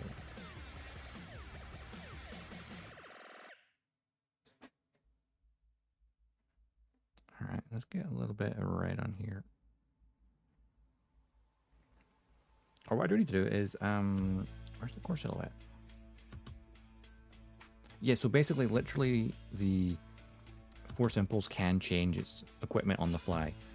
So the mothership, the Minerva, has a catapult deck designed for it specifically, so it could launch out the Force silhouette, and all the silhouettes have a little silhouette flyer to guide it. And basically, you got the Force silhouette, the Sword silhouette, and the Blast silhouette, and it can like fly off and change it at any point. It can even swap out body parts that are damaged. So if the legs are damaged, cool. Send out the spare legs, and it can send out the leg flyer, and it can detach the original legs, dock the new legs, which it uses to great effect when fighting the Freedom Gundam, because he knows that Kira only shoots to disarm. He avoids shooting the cockpit. He took advantage of that. Correctly an essential component of the piece of the original Gundam. Combining correctly was Amuro getting really pissed off with Sailor for no reason. Possibly. Amuro got pissed off a lot of times. He was a bit of a dick sometimes.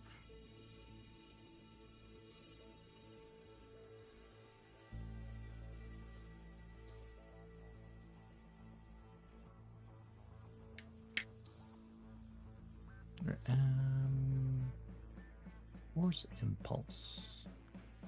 Now, I need to try and get a good image of the silhouette flyer.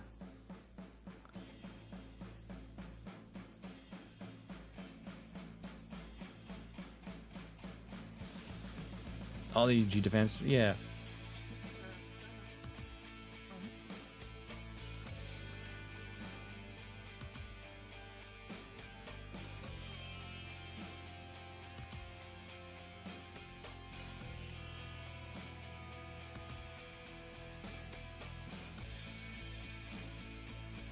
Defense, yeah, the defensor. Basically, the defensor was kind of like the prototype of like the silhouette flyer, except it required a pilot. Or Kots. Jim was the angriest of boys. He was a very angry boy.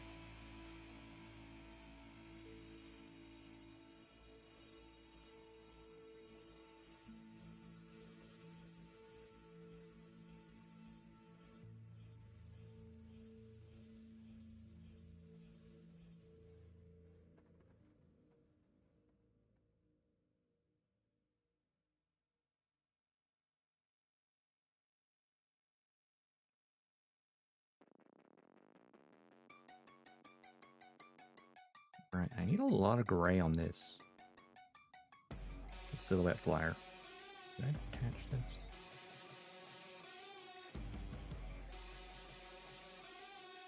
this? Corn Berserker. I mean, has Berserker Rage, why not?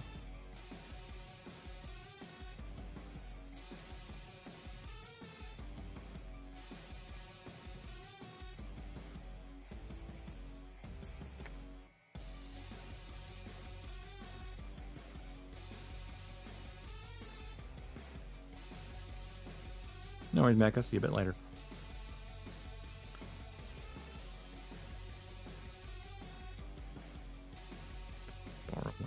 for a second.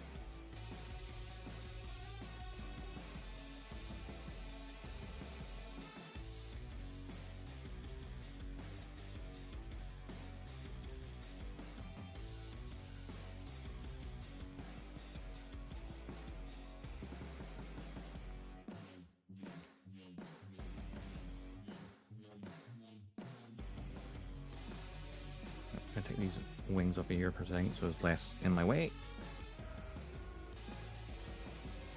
And we'll get to these in a moment. What I need right now is the gray.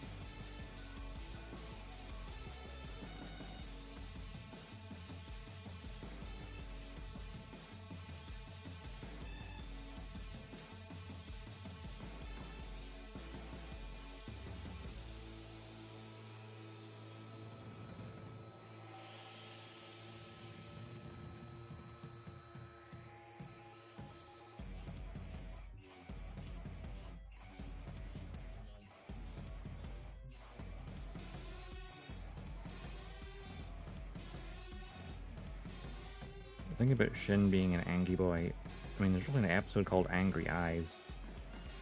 So, you know. Was that the first time we see mode activate? I think it was.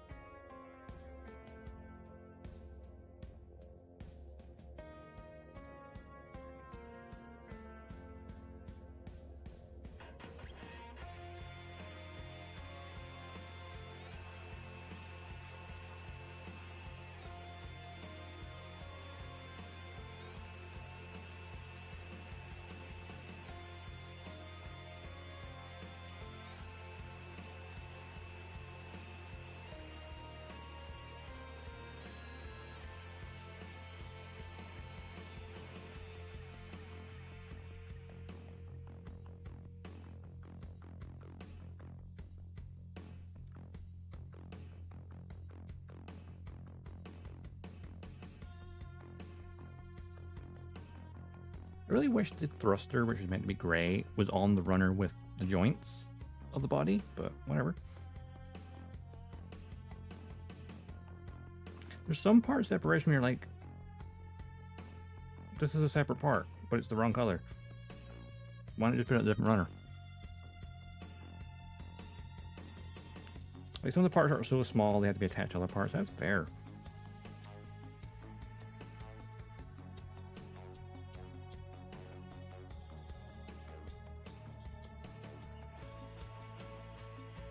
There we go. The gray thruster of the Silhouette Flyer.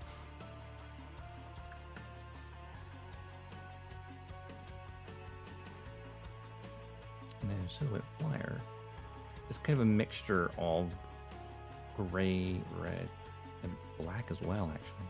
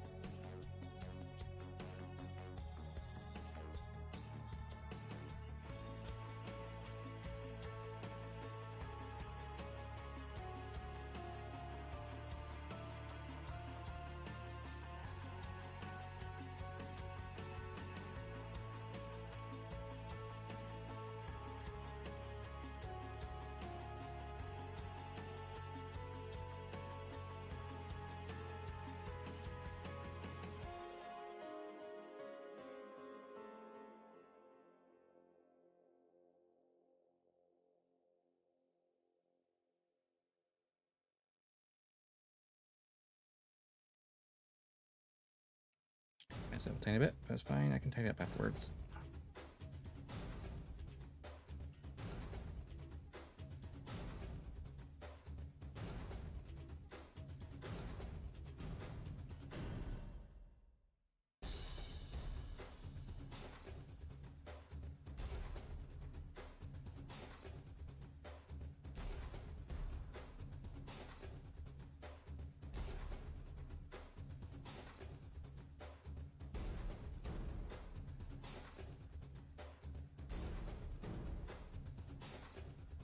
One thing I definitely might get at some point is the master grid of this, because a larger force silhouette would be really nice to have. Larger core Splendor. Also, on that same note, is hey Bandai, make a perfect grid, because I think everyone would like a nice 1/60th scale core Splendor, right?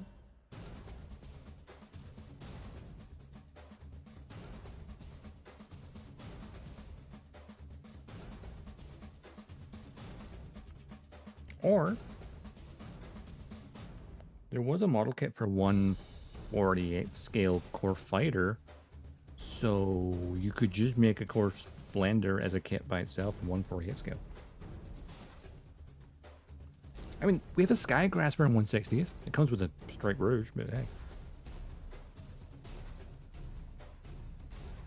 It's like the only reason to get the Strike Rouge in perfect grade is the Sky Grasper. Oh no, wait. The Sky Grasper comes with the Ale Striker pack, because this Rouge doesn't come with it. That's what it is. I think there's one that comes with both.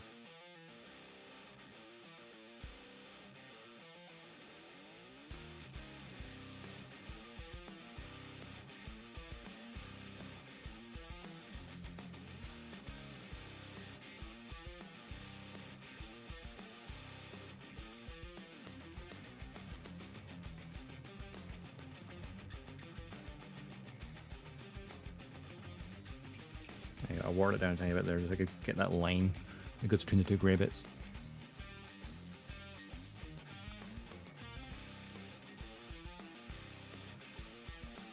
Let's see, Silhouette Flyer. Any more images of it? It's one of those things where it's like there's not that many images of the Silhouette Flyer on the wiki.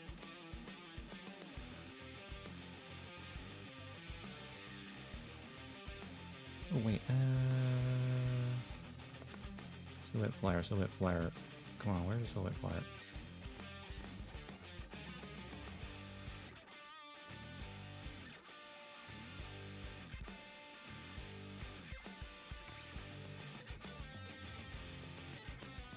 Probably a page separate for it, right? Somewhere?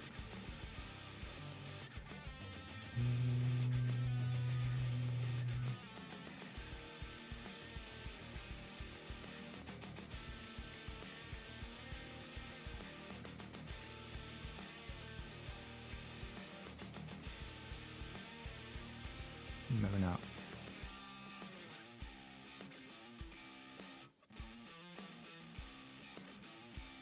Maybe Silhouette packs. Oh, that's Strike packs. That's not helpful.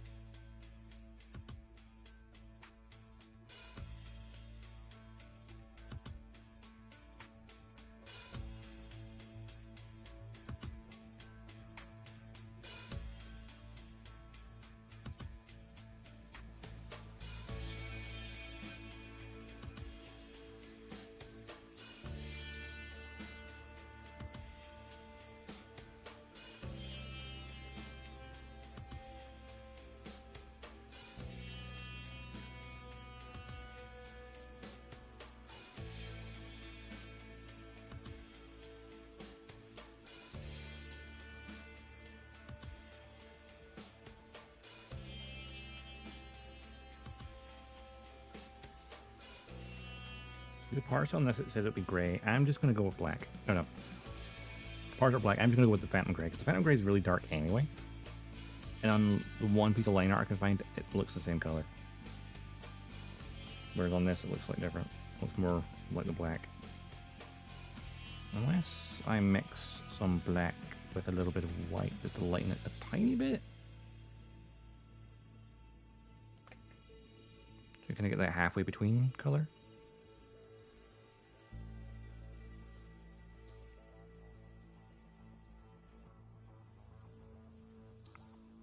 I want it to match the plastic of that.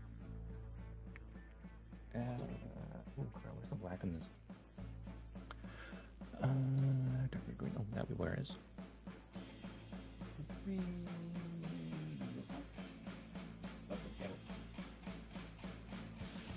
we go, pure black.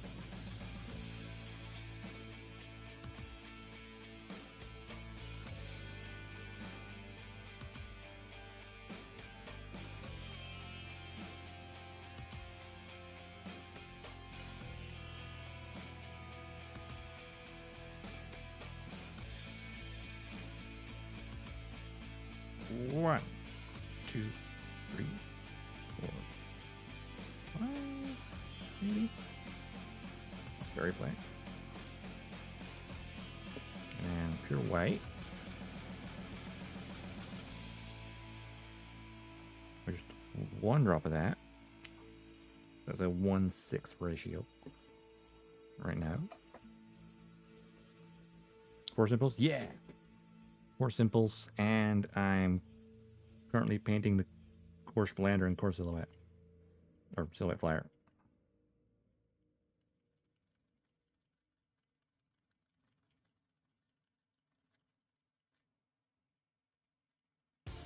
That was slightly darker than the Phantom, but lighter than black. Well, come on in. How's it going?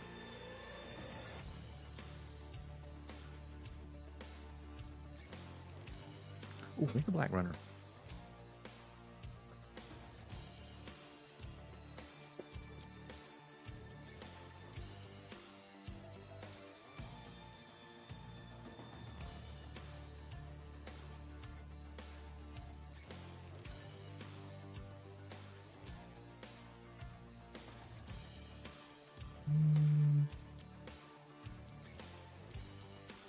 A little bit. I mean, just the details.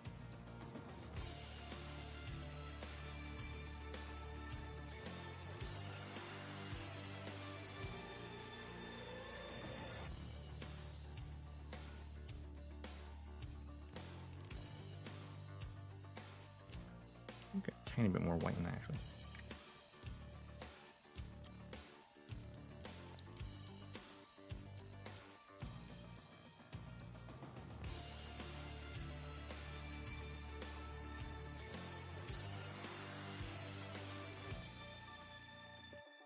And eyeballing colors.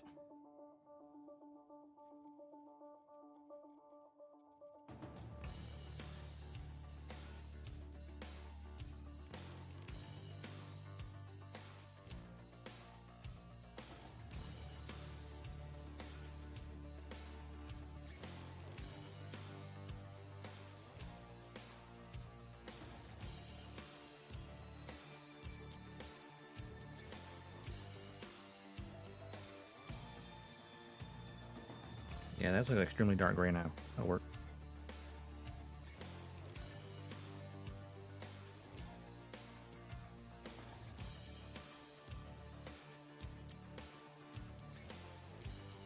Like Batman.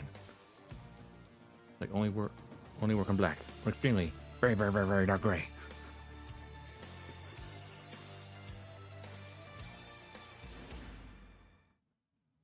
Color matching is hard. That's why, like, is it close enough? Yeah, that'll do.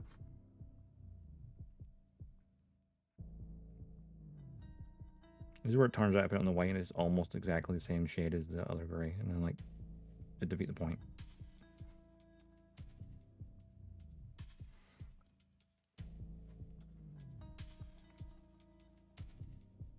It's always nice if you have someone to help you out with that. I've just got my Mecha Color paints and, like, Sometimes the shades are slightly off, but they're close enough that you can kind of adjust them.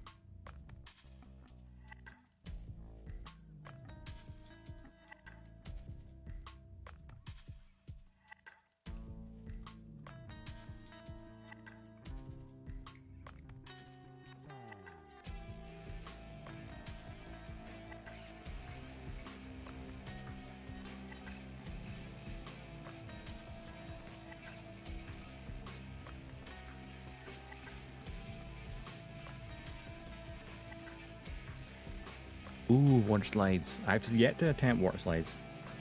That's the one thing I have not tried yet.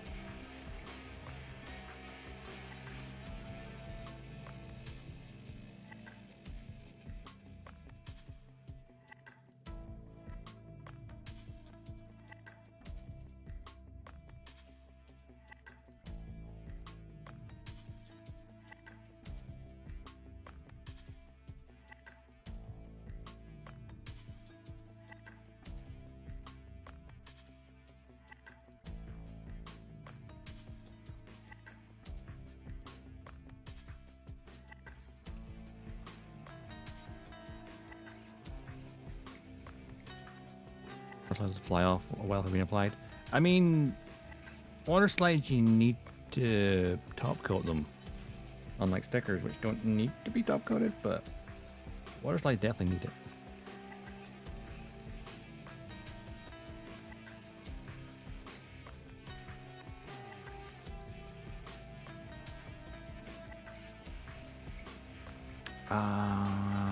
Favorite model suit? I feel like I always come back to the Strike Gundam because it was my first series with Seed.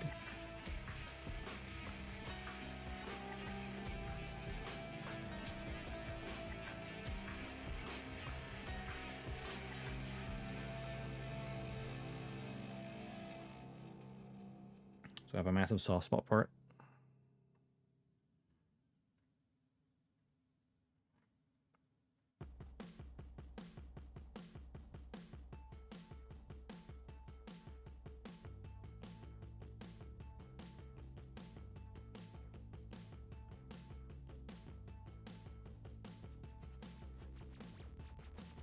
Then the Freedom Gundam.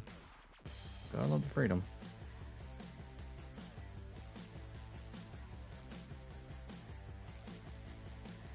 Seeing as I own multiple versions of the Strike, it's probably Strike.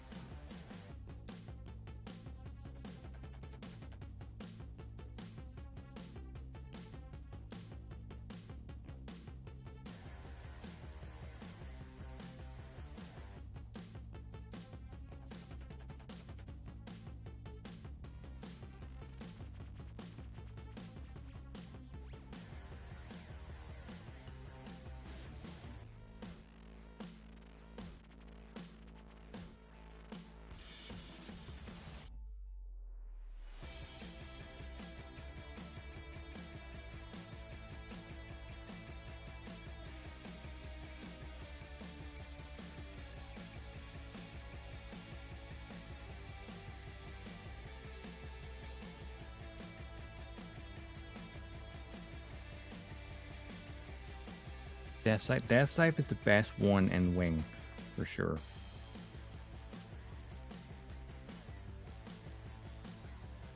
It is definitely up there on the list.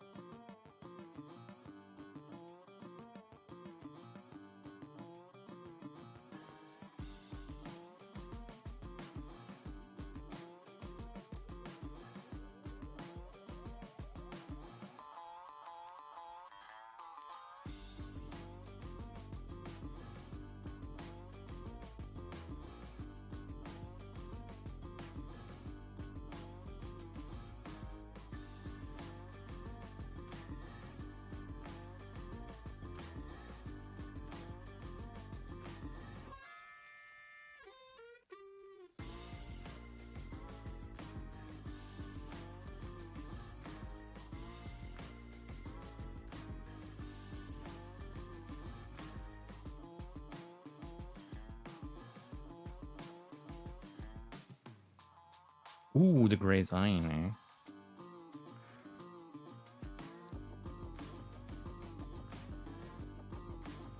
Your favorite mobile suit as one without... Thinking about the Gray's Iron, that's literally the Gundam equivalent of a Dreadnought from 40k.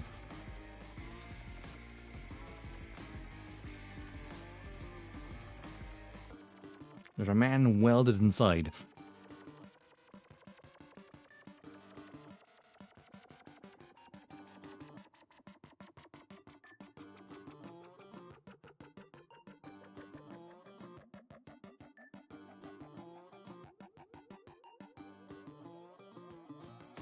Which explains why you like it so much, Finn.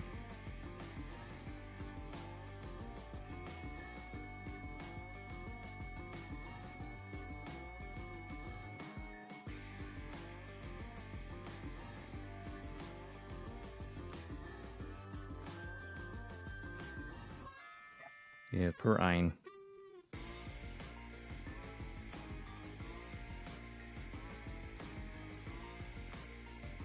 Did he ask for any of that? No, not really.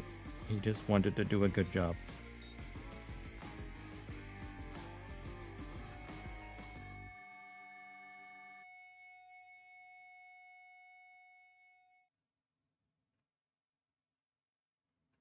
The tragedy that is Iron-Blooded Orphans. Hey, this year marks the 10th anniversary of Iron-Blooded Orphans, actually.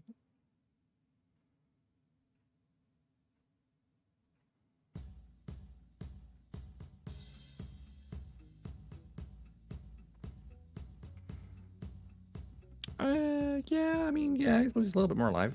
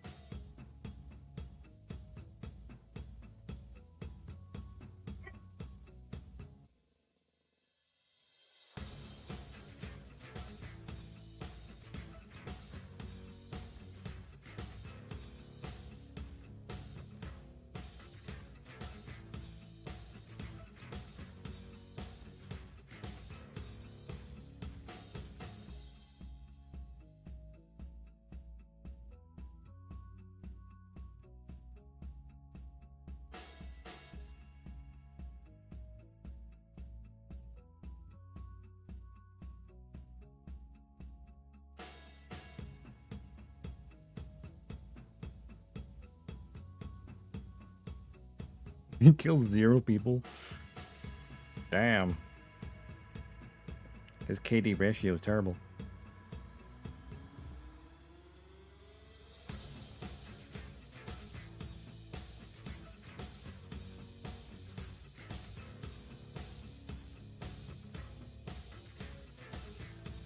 But it's an unwavering loyalty.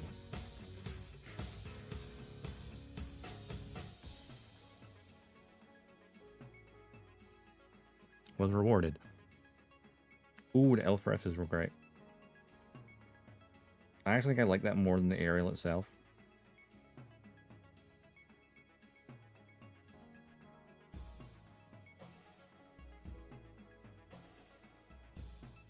Because it feels more industrial.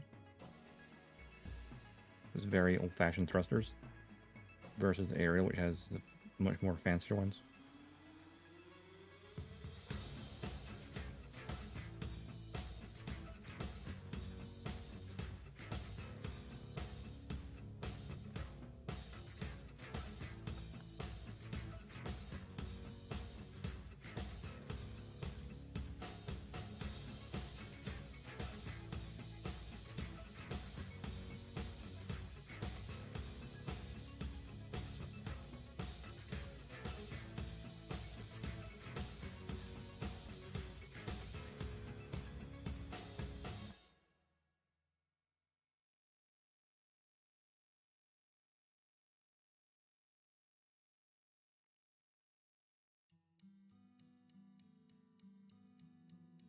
Ecopla is pretty nice. Ones with like the neon Ecopla, they're really, really nice.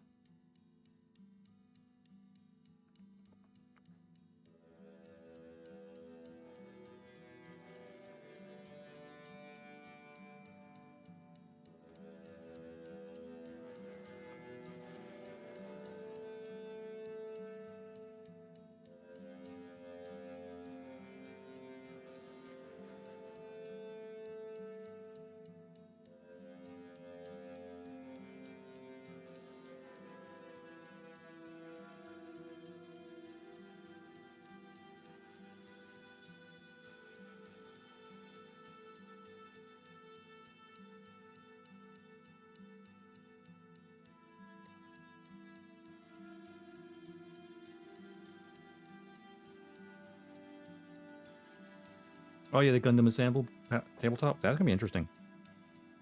I'm definitely gonna be trying it out.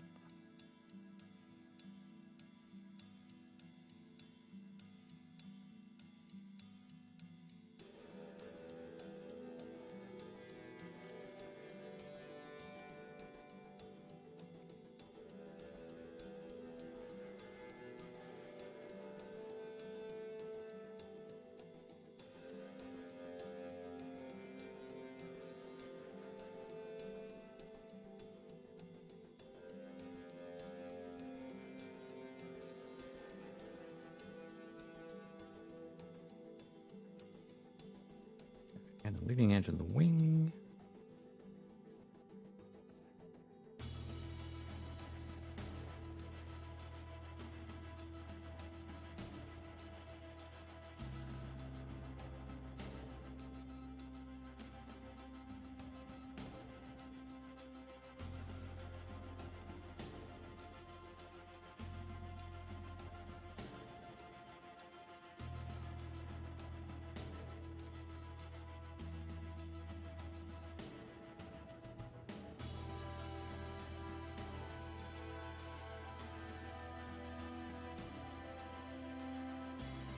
Oh yeah, I mean, Bandai's like, hey, you want more plastic crack? And we were like, yes, please.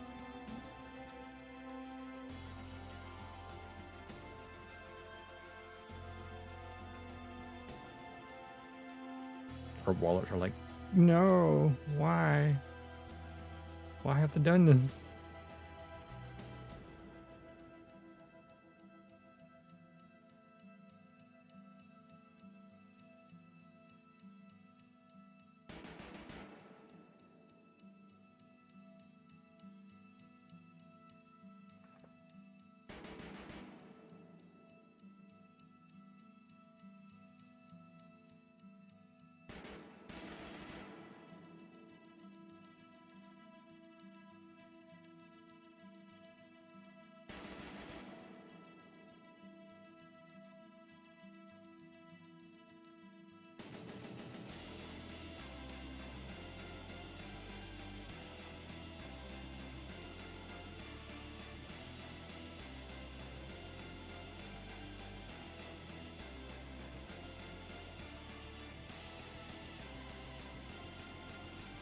The backlog? Oh, you know.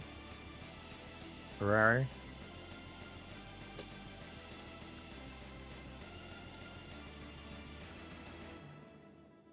Ah. I had to fix my headset. It was sliding forward. My backlog is no, it's totally fine. It's not extremely large. Ironic. Here's the ironic thing. I started streaming my builds as a way of working through my backlog. Ironically, it slows me down because I'm only building on stream.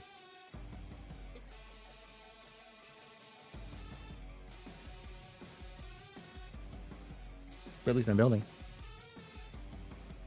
And it's not just sitting there, so a win.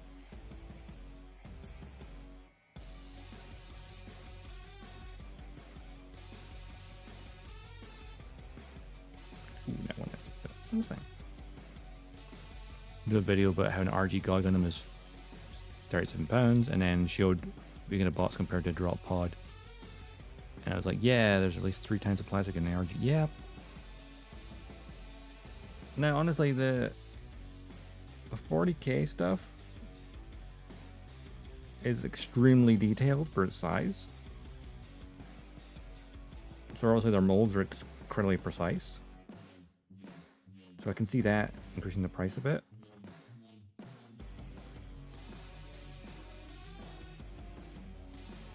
But I think 40K has had a monopoly on it for so long. When it comes to miniatures.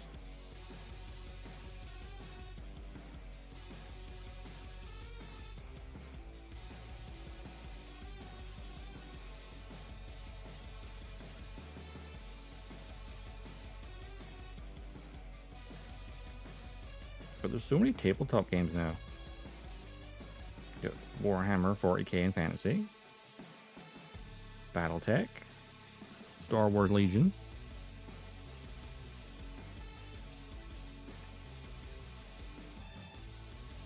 And now Gundam Assemble.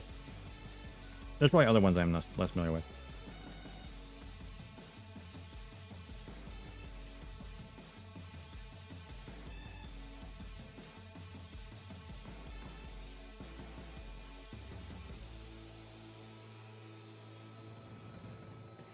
Now the wingtips of this are interesting because it looks like it goes on to the wingtip, but at the same time it doesn't.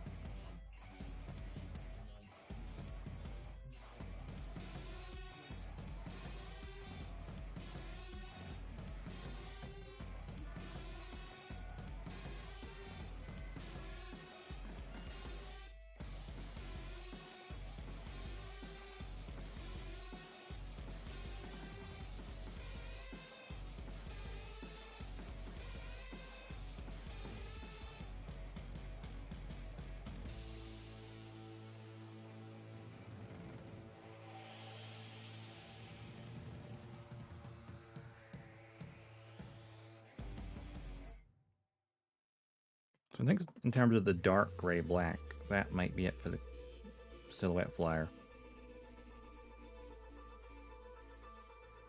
Possibly.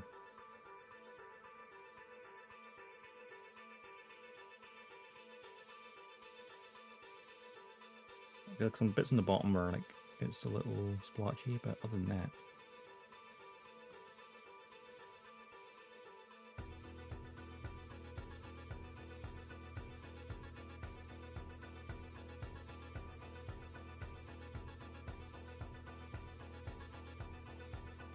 That's a bit much.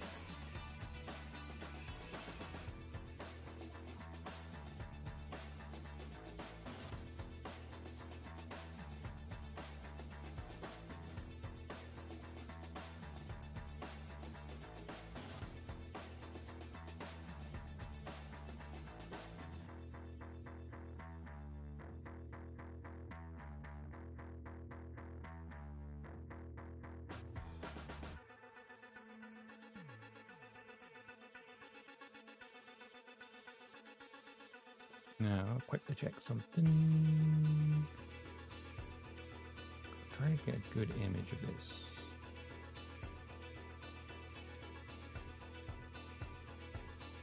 I think that is about right. Okay.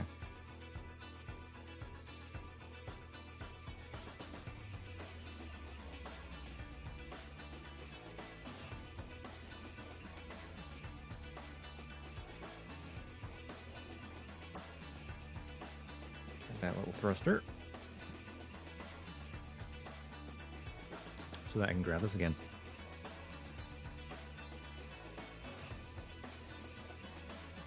And redo the red on the wings. And then I can do the red on the fighters. And the backpack.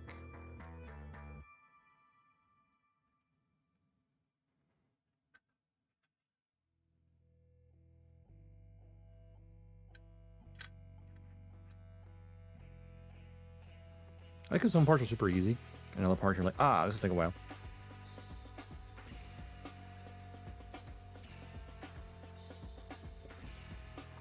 Red.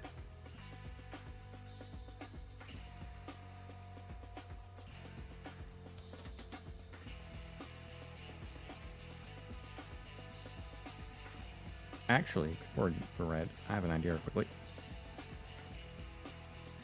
Yellow.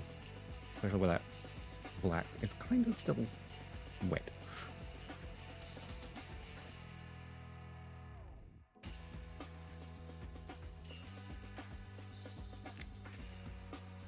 The knees.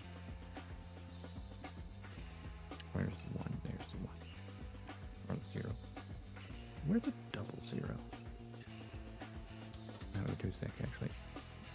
Okay. Kneecaps.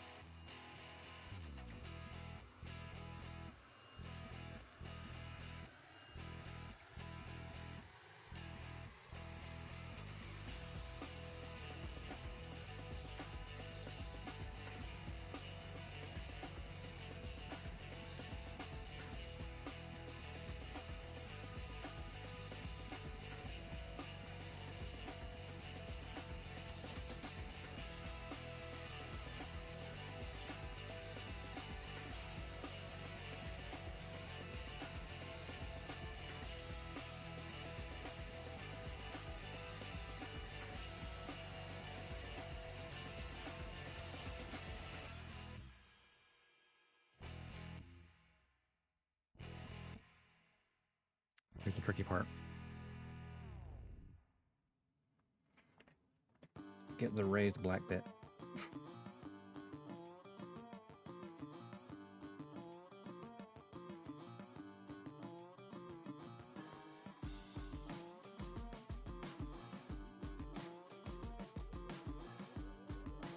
Probably not get the paint on my knee, that would help.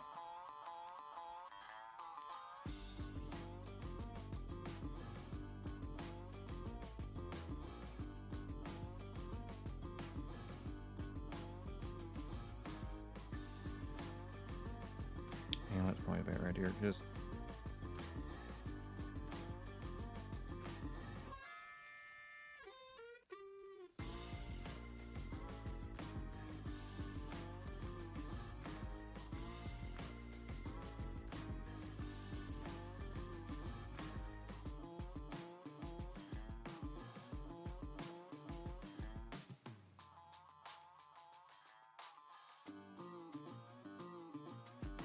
that was not working the way I intended. But so I'll just put black in the knees for now. And then I'll toothpick around it, get some away, and then put the yellow back in. Because the yellow has to sink into the recessed area after all, so makes sense.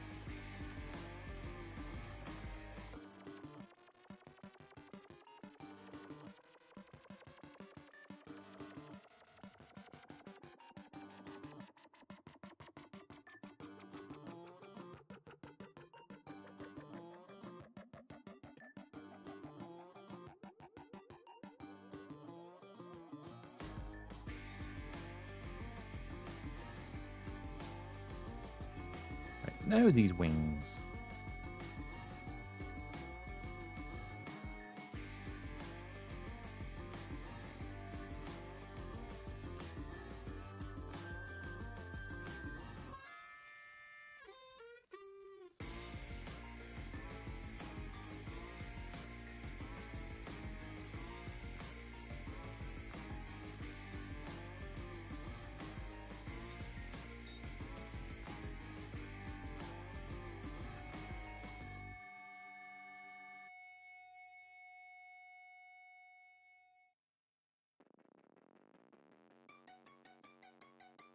Oh, why is this so watery?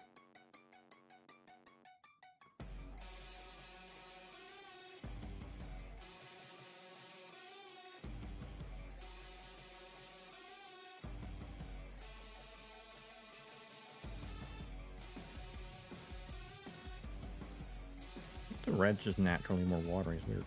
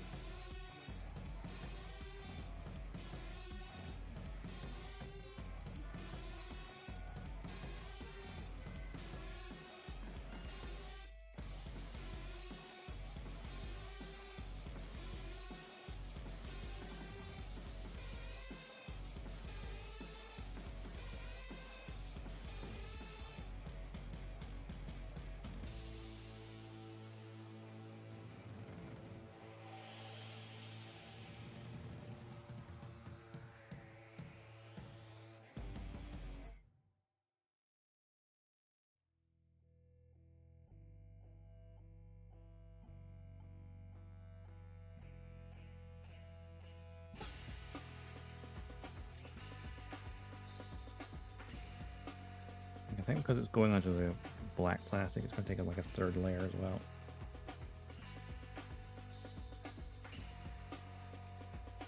Which is fine.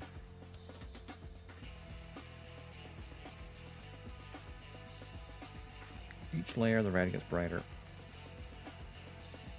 And hopefully less streaky.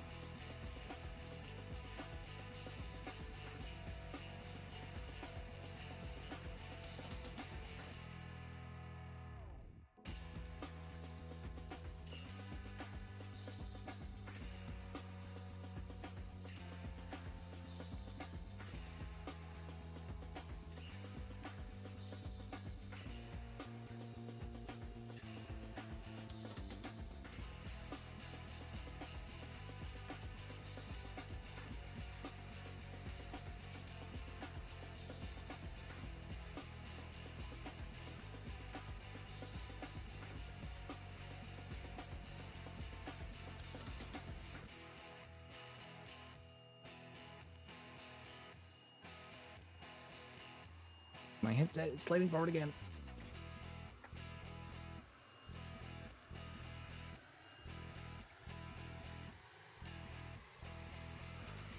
Okay, there we go.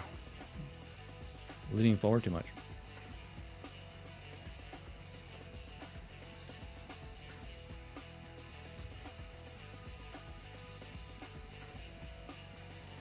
Costume glue, or ones that go around the back of the head, like wrap around your ears. Maybe they'd be better for just doing this specifically, rather than my normal gaming one, which is just obviously heavier. Something lighter. Sci-fi headset. Mm-hmm.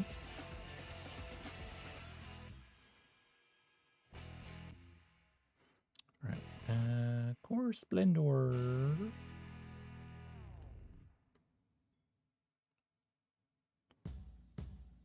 Oh, that's what I forgot to do.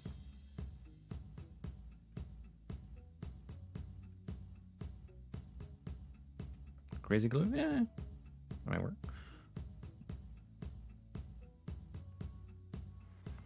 There's just a little bit on the nose that needs to be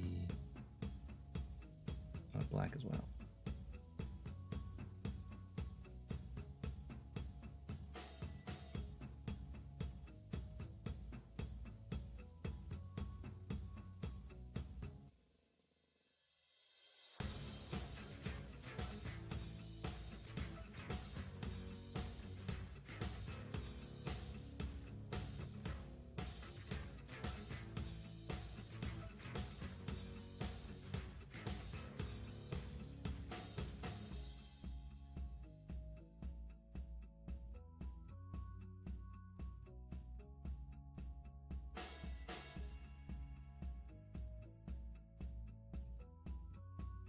To tidy the edge of that out, but otherwise, all right.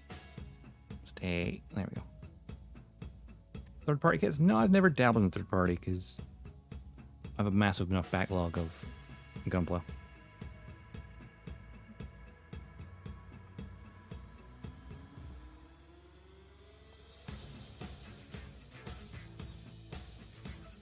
And of course, I've also dabbled in things outside of Bandai. So, like Metal Gear Rex, we built that last year, back in like February. Well, we started building it in February anyway. Along with like the X-Wings. Well, ooh, the Flame Toys Nemesis Prime, we built that a few months ago.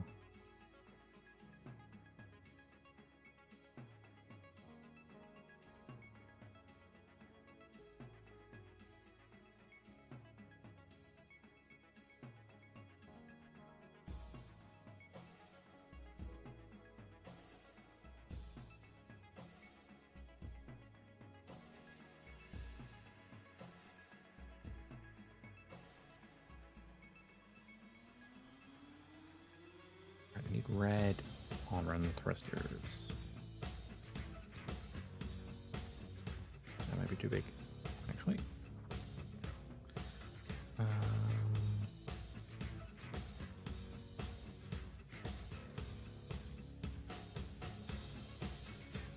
A single zero. There it is. We're making the Oniwaka? Not heard of it before.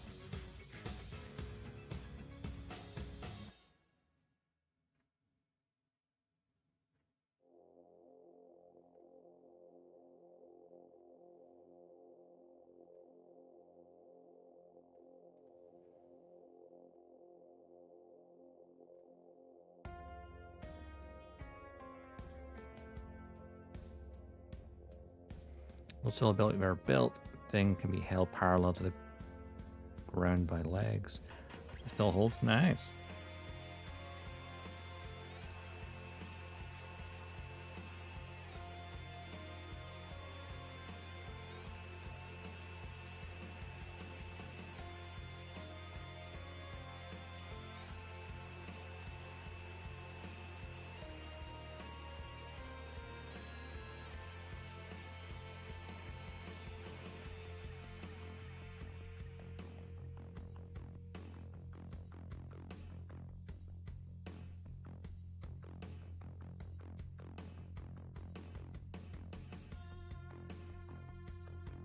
Third-party Barbatos.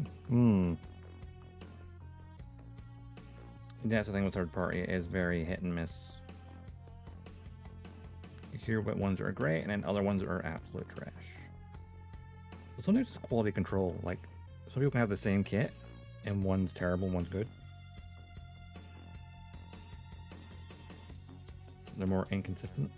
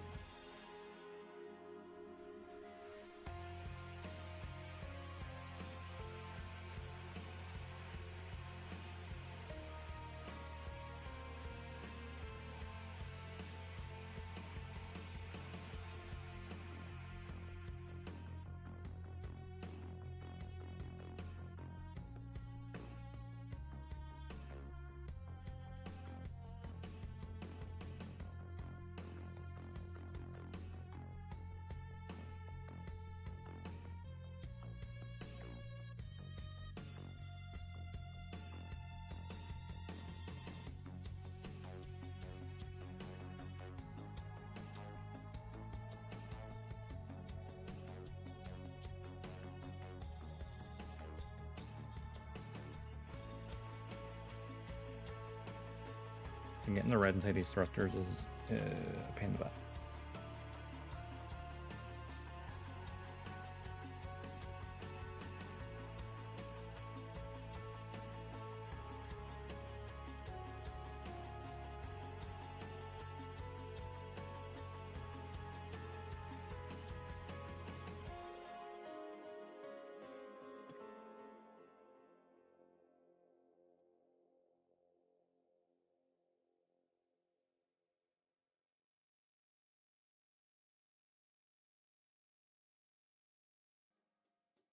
Oh shit.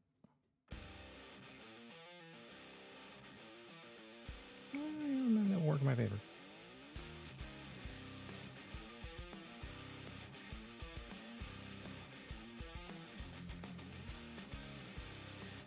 You know what? I think it'll work.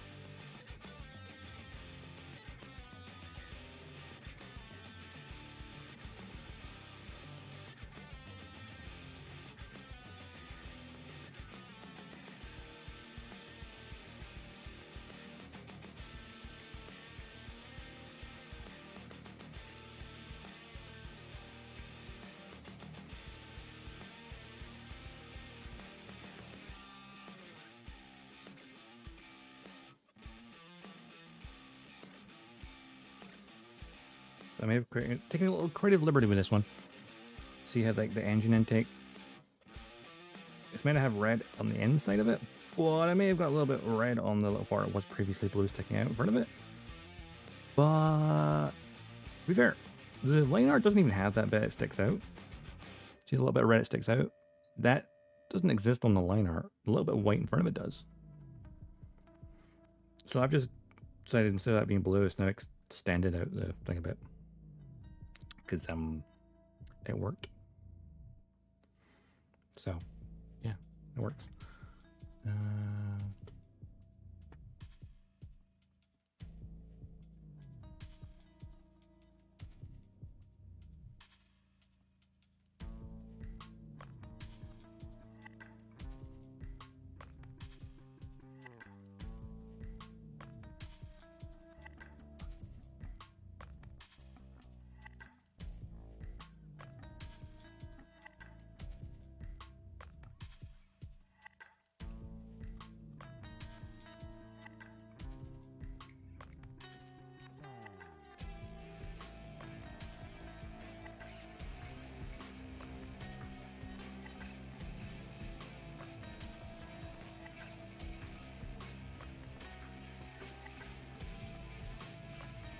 I'm trying to see, where's the angle I can see it in the front?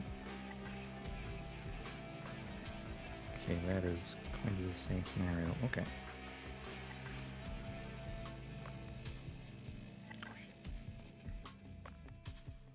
Oh, I got a red drop on the underside there. Oopsie! It's on underside of the blue. Well, we'll clean that was fine.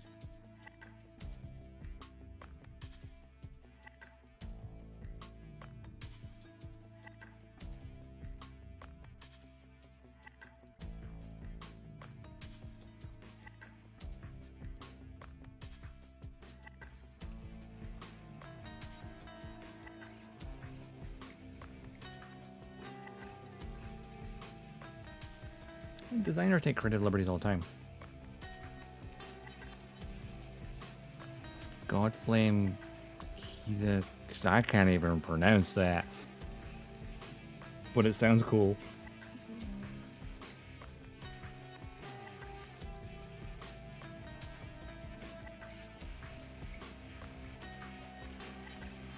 Engine back low.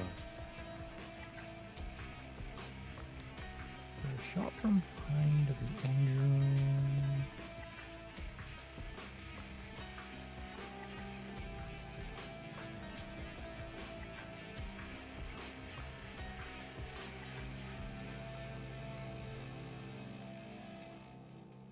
Oh, the wheat skirts and head. Oh, that's a Barbatos light one. Okay.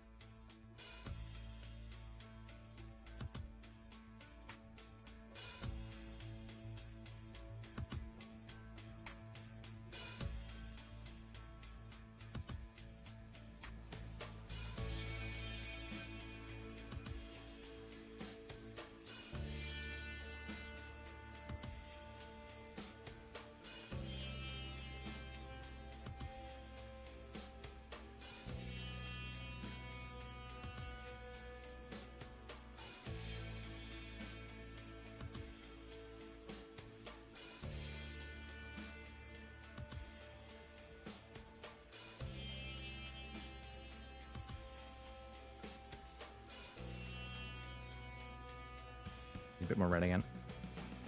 We're running out. 1, 2, 3. I'll do it. I put so much red on the wings. Alright, the folded up version. I need that for its thrusters are visible.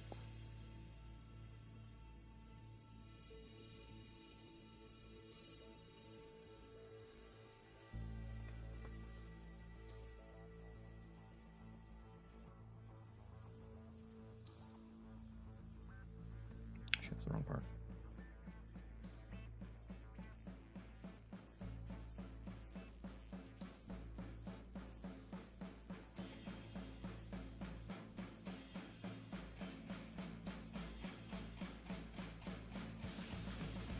Oh, I love that.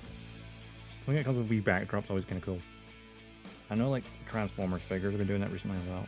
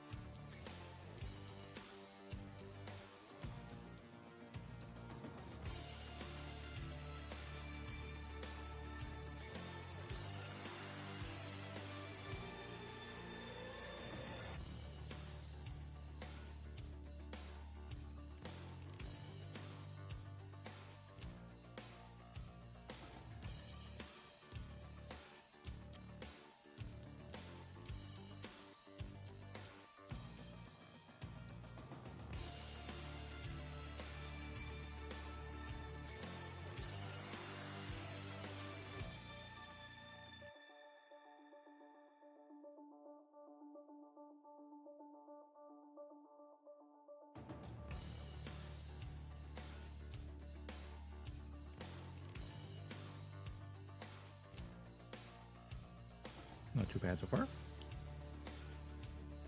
A little red. It's when you actually put the colors in and you can kind of match up where it is on the other model.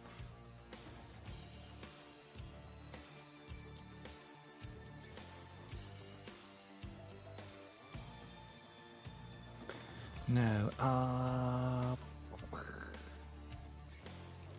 silhouette flyer. You only have like one red stripe.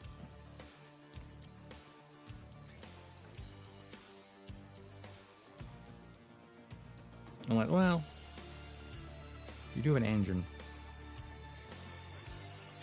And traditionally, seed stuff has red in the engines.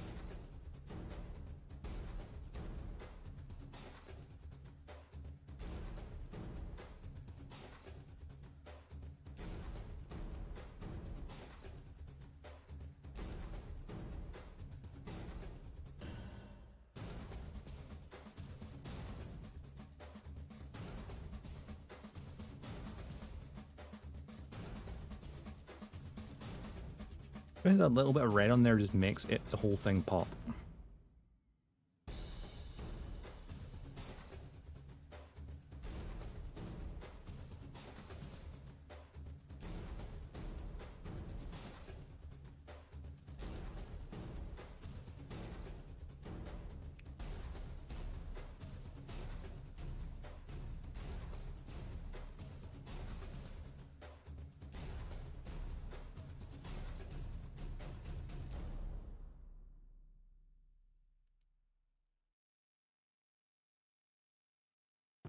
Traditionally speaking, I don't know a crowd clip right now, but they're usually red on the inside of a thruster, so.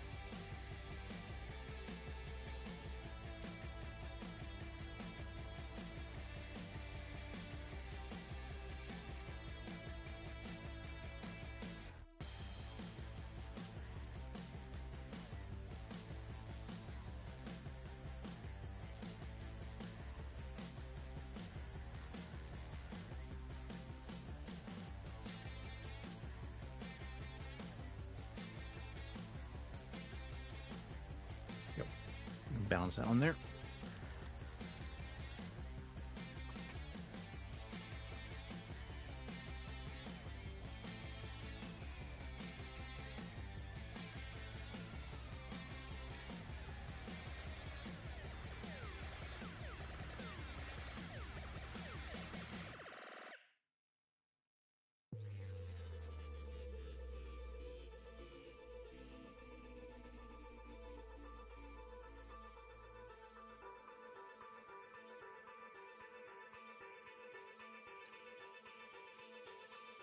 I think it's time the winglets got a little extra again.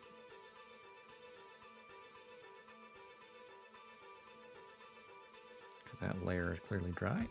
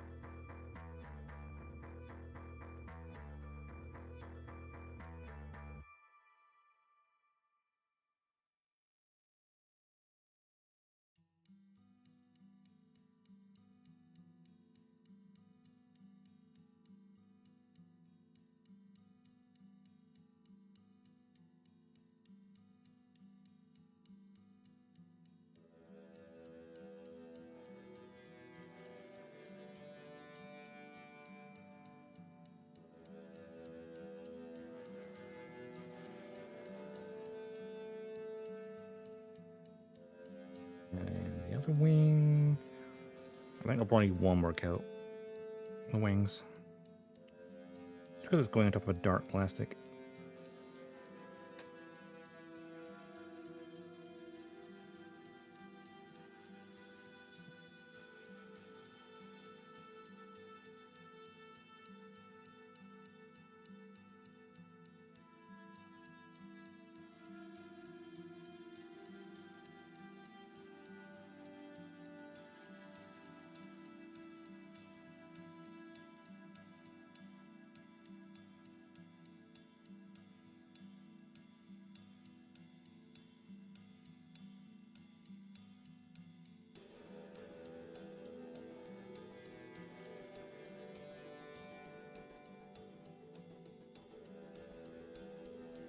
Well, they're certainly building up quite nice. No worries, Finn. Thanks for lurking. Of course, paint will always be a little bit more reflective than plastic.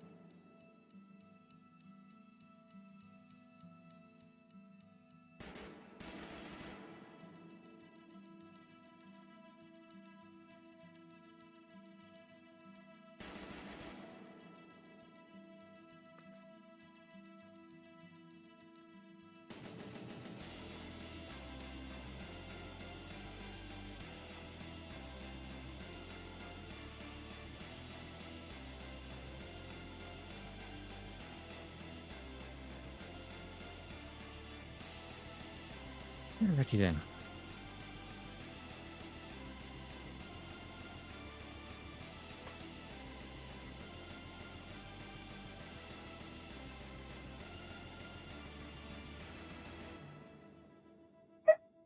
Oh, dead Luna.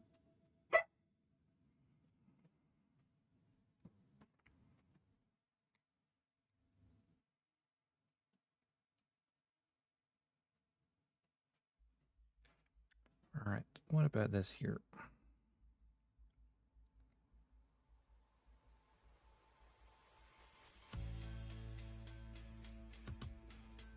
Where's the toothpicks? There they are.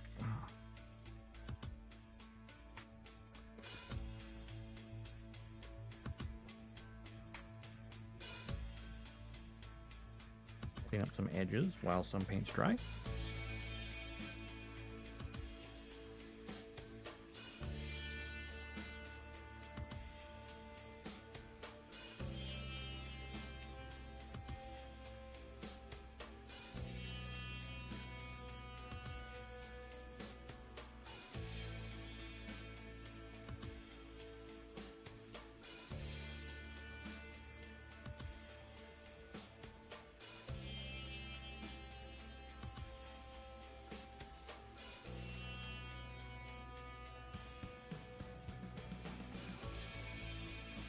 I think that worked to my advantage.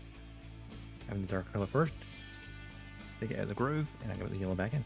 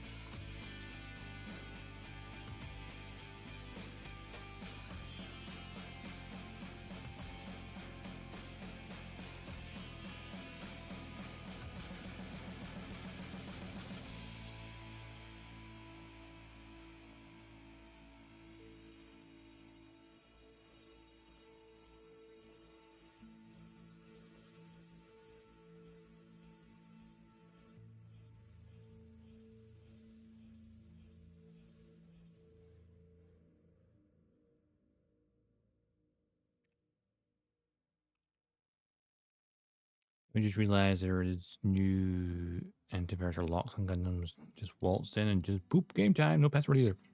I feel it depends on the universe. But most of the time, yeah, just push the power button.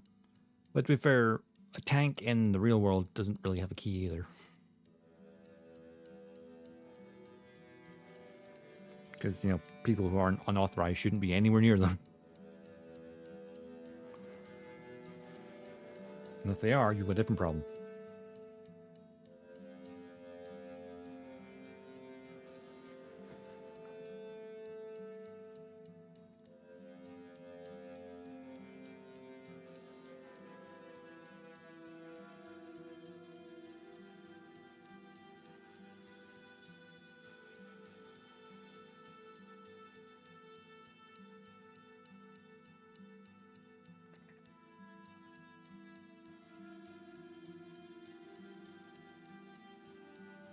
At least when Zaf stole the Gundam prototypes and Seed, they had to redo the operating system.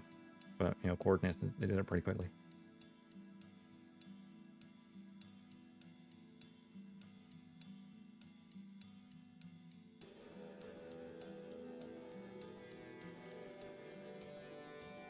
And of course, Amuro was fortunate to find the manual. Yeah, that Gundam's stolen everywhere. I feel like after Zaft stole the Gundams at the start of Seed, you'd think they'd have, by the time they got to Destiny, put locks on their own stuff. But then arrogance.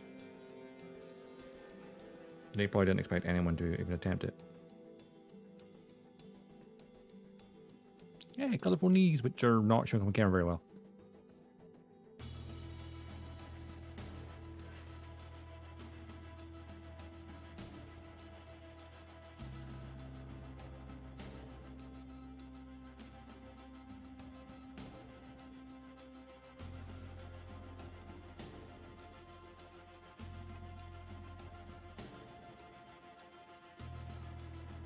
People often like to joke about Grand Theft Gundam, and without the Seed.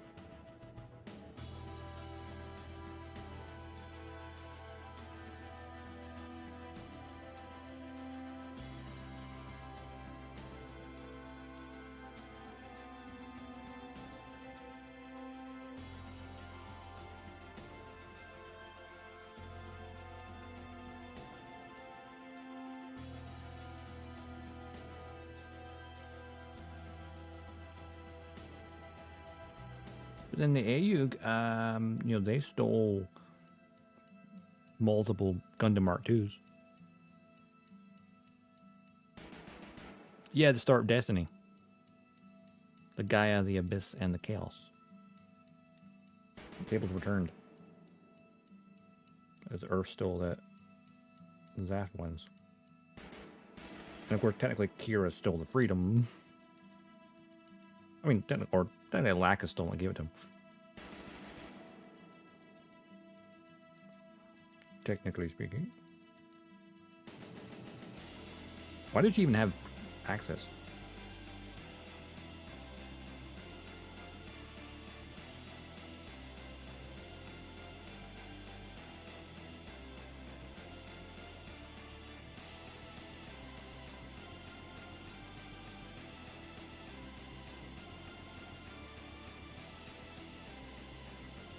Oh, that guy got him just transforming into a little dog boy. It's fine. It's like, hey, what if you mix a Baku with the Gundam, and that's literally it. And then the Abyss is, hey, underwater combat. Gaia, Earth. Abyss, water. The third one is good for air. It's called Chaos. Yep, that one didn't make sense.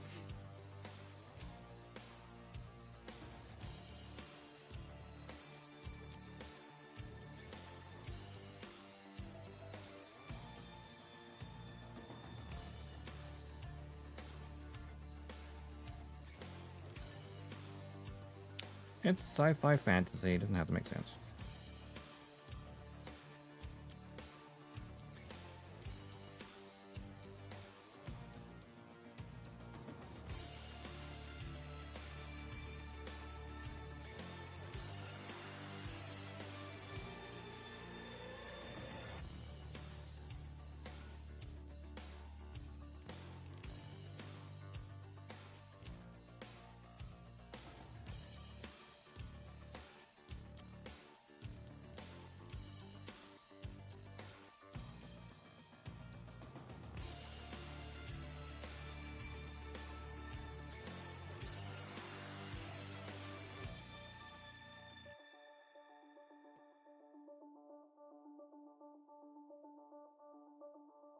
Yeah, pretty much. Just gonna waltz on this base and cause some havoc.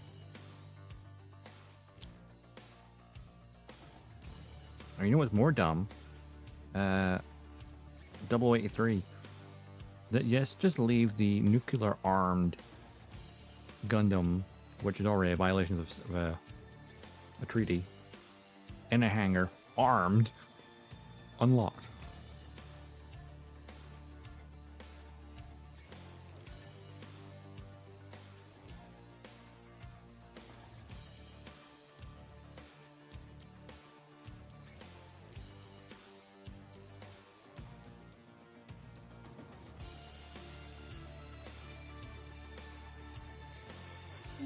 Little yellow wingtips, or tail tips.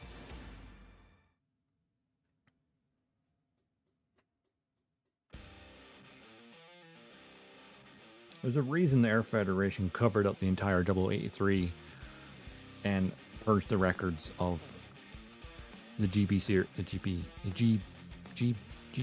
series, RX-78s from the record because they want to cover that shit up.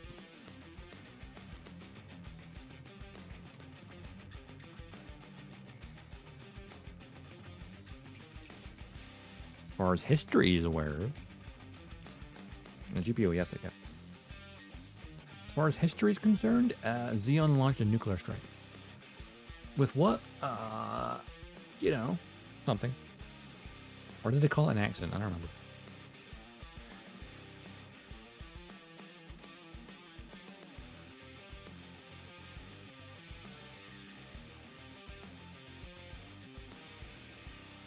I've nearly got all colors done. A little bit of gray on Splendor. Maybe some red, more red on the wings. And then, oh, I need a dark blue for the windows of the Splendor, actually. Which I think Titan's blue would work really well with. Let's see, Titan blue. Yeah, Titan dark blue would be perfect for this, I think. Or Titan blue.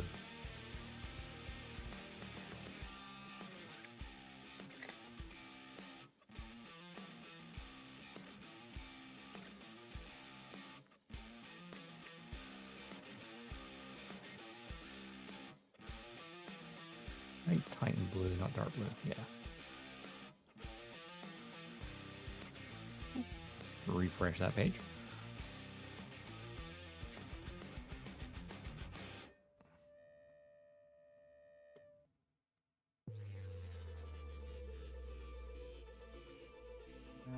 Where is it?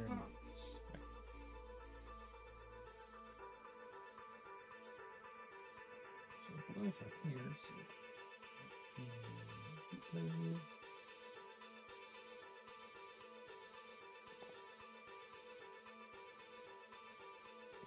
So blue.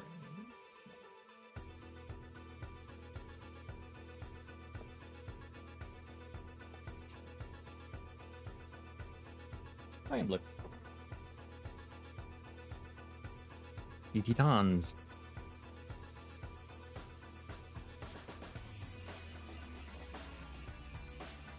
Probably similar design.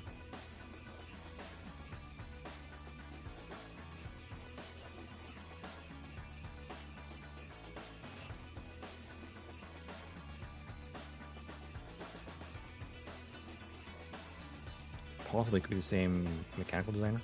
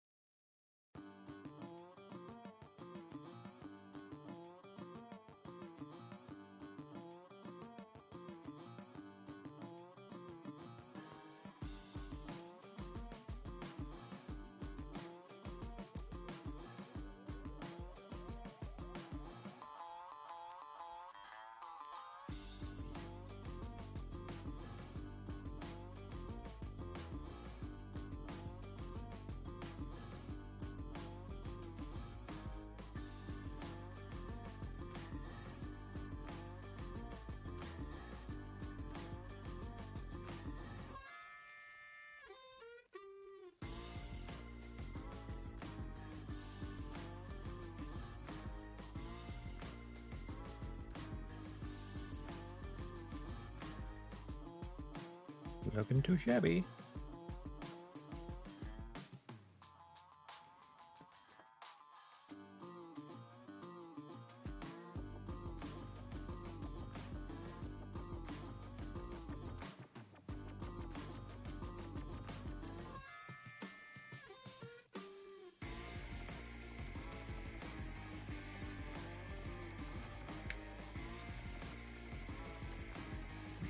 Phantom Grave, the last bits.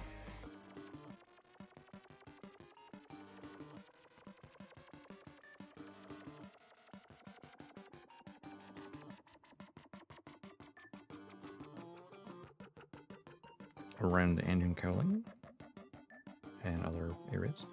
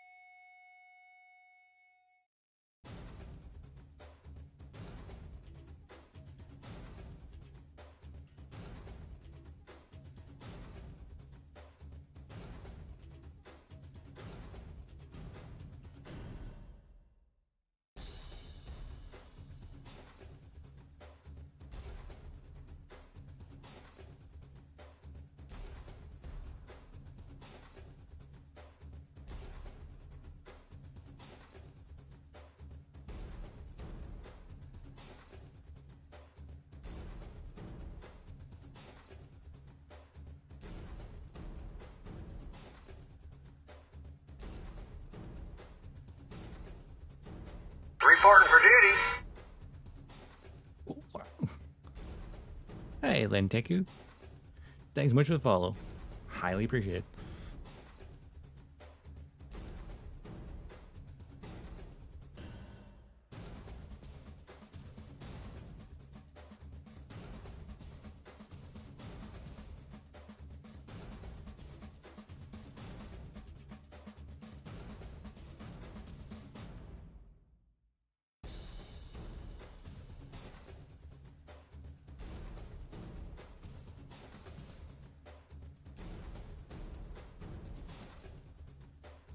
Looking pretty good.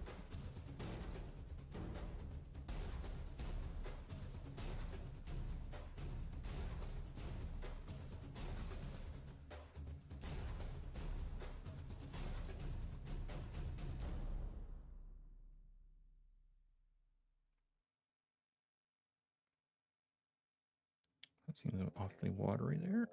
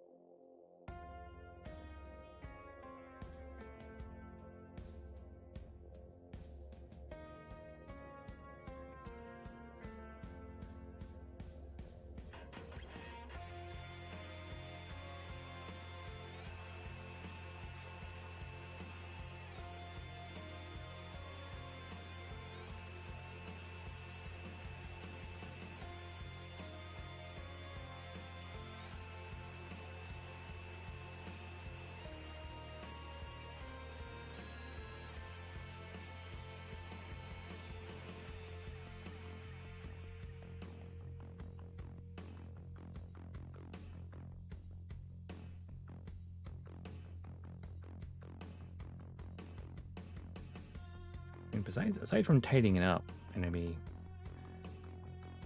weathering with water, give it a panel wash. Core Splendor's pretty much done, I think. Maybe a little tiny bit here on the back end, around one of the engine vents.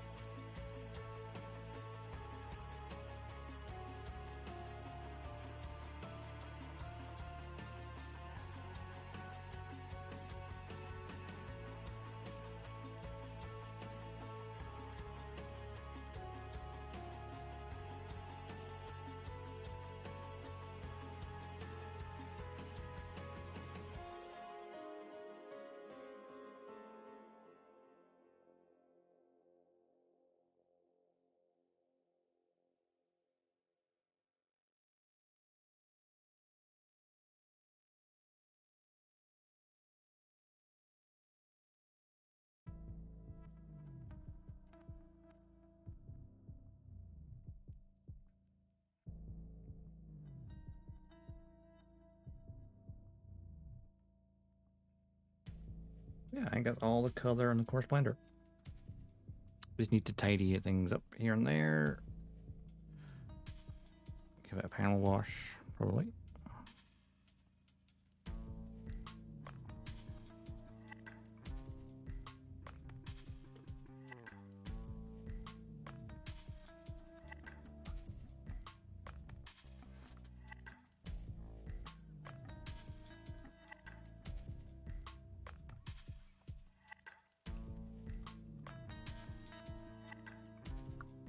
A little bit on the folded up version.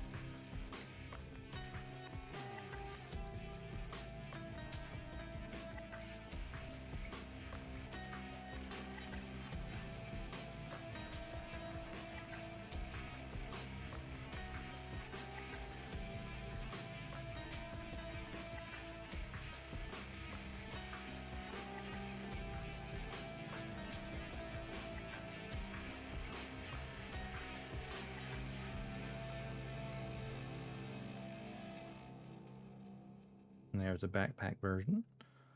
Again, just a little bit of tidying up to do it.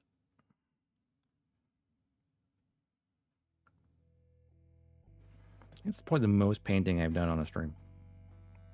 Other than when I'm painting like pilot figures. But even then, I usually manage to paint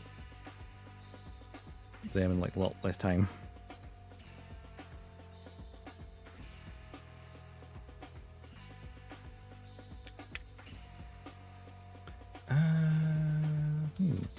What's done? He's done. Otherwise, what's missing? If anything, it won't be just, you know, solved for panel lines.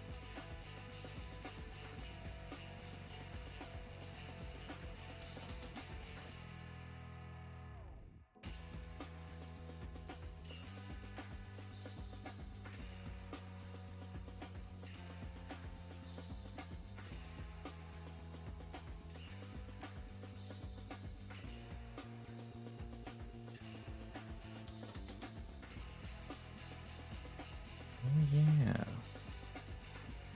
The inside of the shield.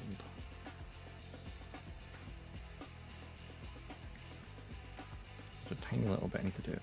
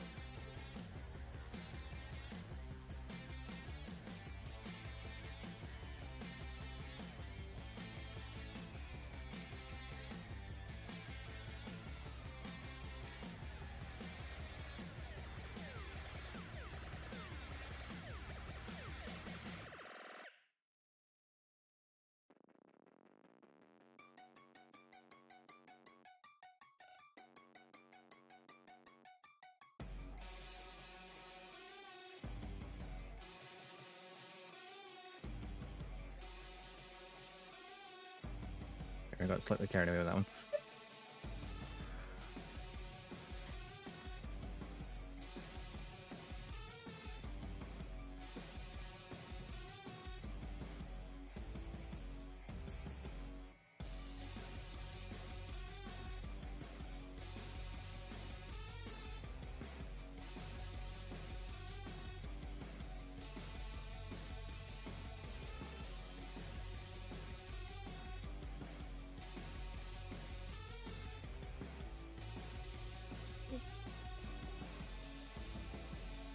There we go. So let's see. Maybe one more coat of red on these. I think so. There's still some like gaps in it.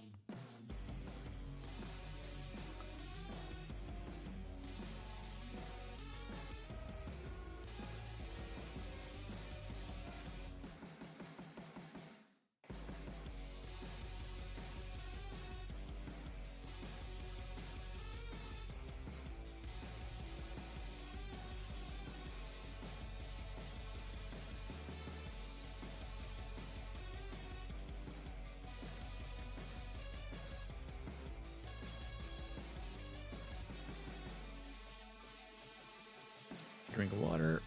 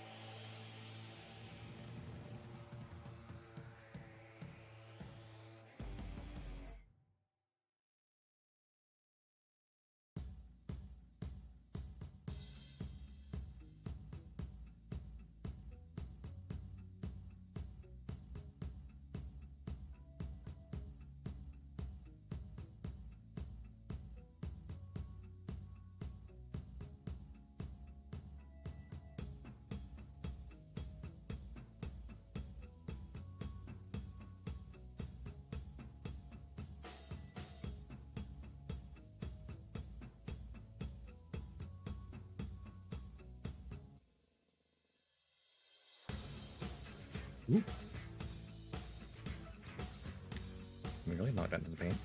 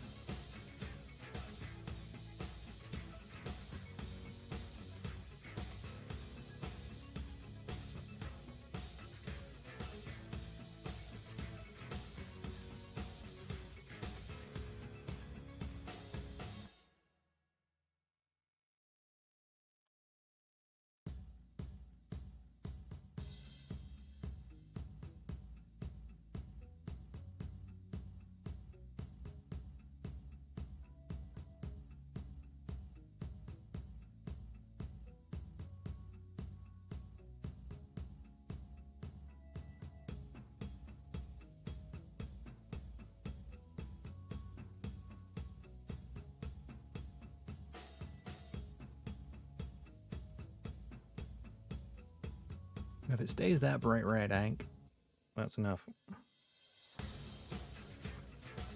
swear the next song just played twice in a row.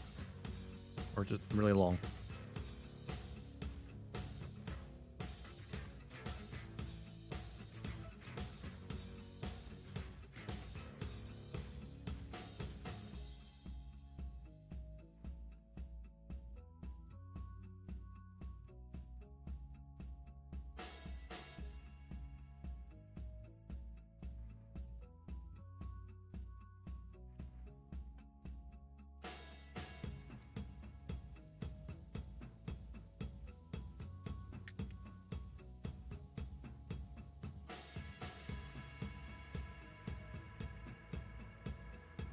Trying to do a bit of tidying up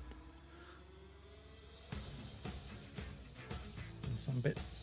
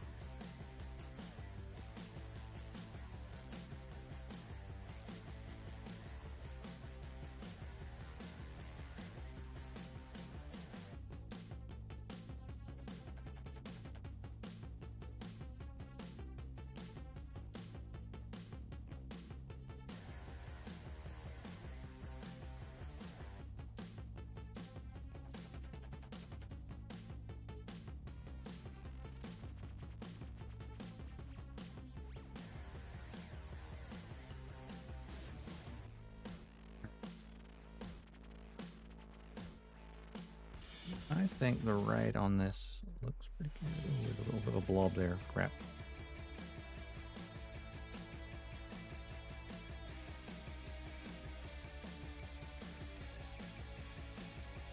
Oh, that's not great.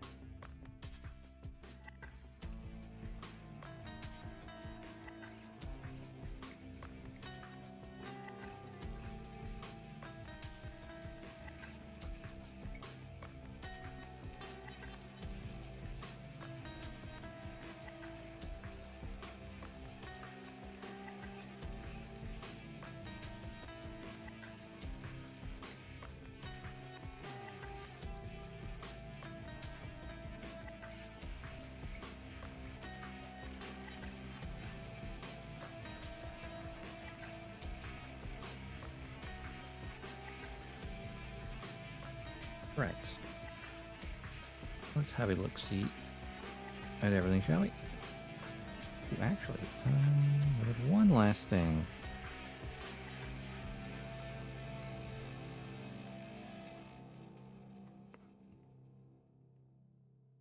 I was going to replace the stickers on the rifle.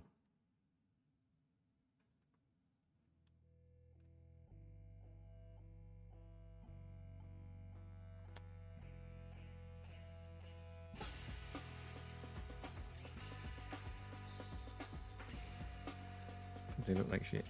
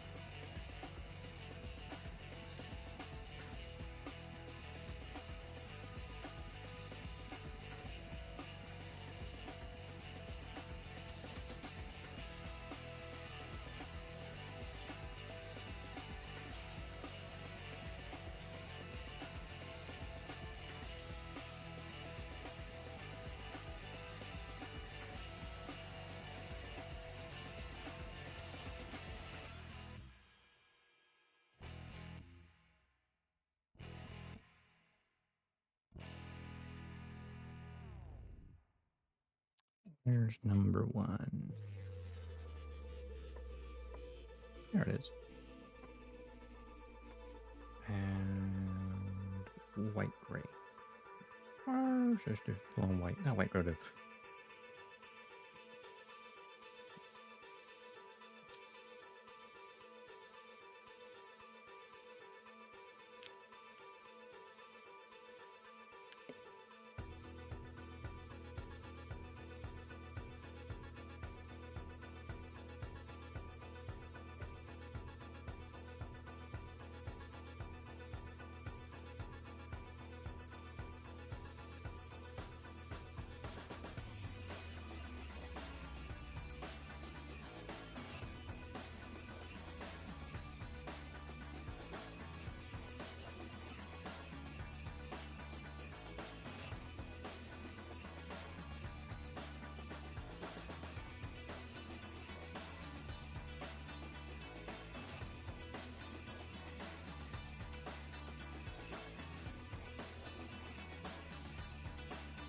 I'm not sure what that sticker was.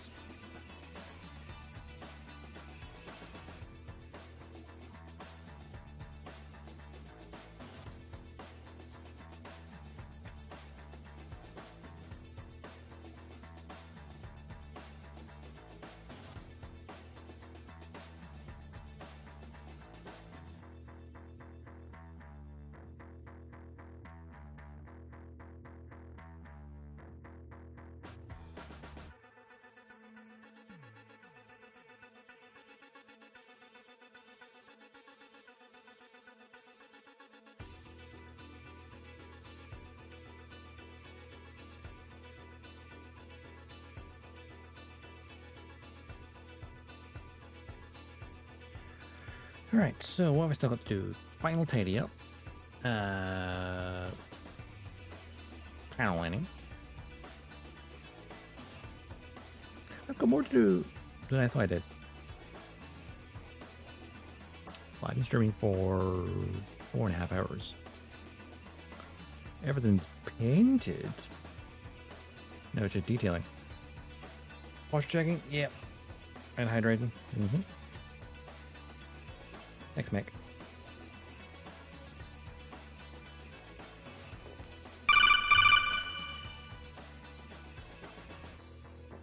Wrong order.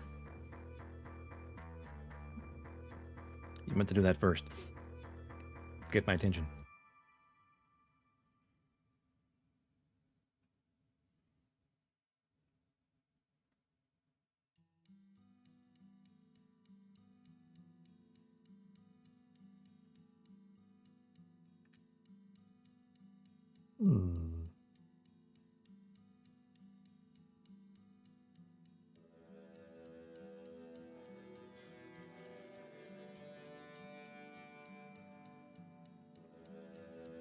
Any order to lose a mess? Nah. No health checks to now? Oh no. I mean, I was focusing on what I was doing. What I'm doing is like, I'm really proud of. Like, I need to tidy up a bit, but I'm really proud of the core Splendor. Like, here's things on camera, this probably looks better than it does in person. Because I can see all the smudges. I need to tidy up. And there's a one tiny drop of red on the bottom. I need to cover up with blue. Because it went on the blue by mistake.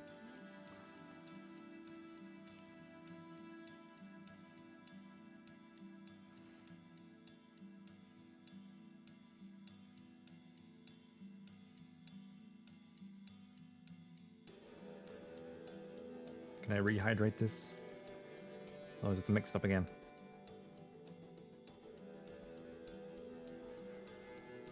Nope, it is very much dry.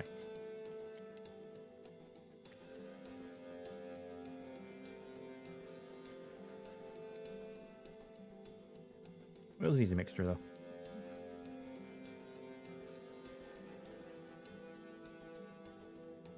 I'm quite pleased with it.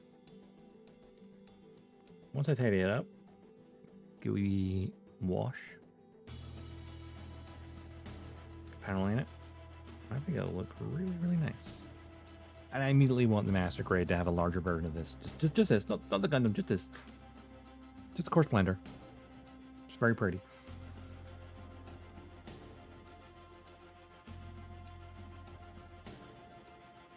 It's very, very pretty.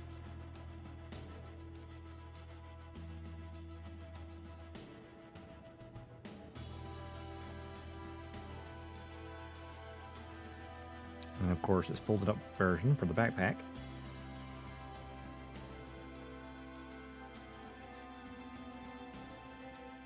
Which I can paint a tiny bit still if I can get a little bit of paint from there.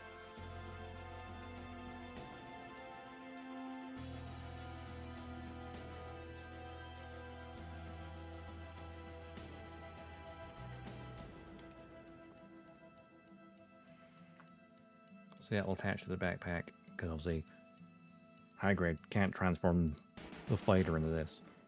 Real grade and master grade can though. But I'm quite pleased with it. But I've got a lot of tidying up to do. And of course the wings now have the proper red on them. Was pretty close to the actual red of the mobile suit, which is good. So I'm thinking, considering how much time it have to take me to clean everything up and paneling stuff, maybe I do one more stream with this just for tidying up. And like absolute final assembly and paneling, weathering.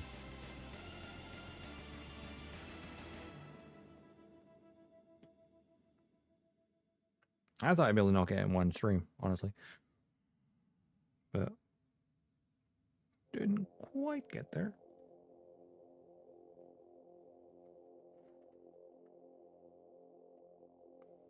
There is no unlocked fin, sadly. There's no unlock.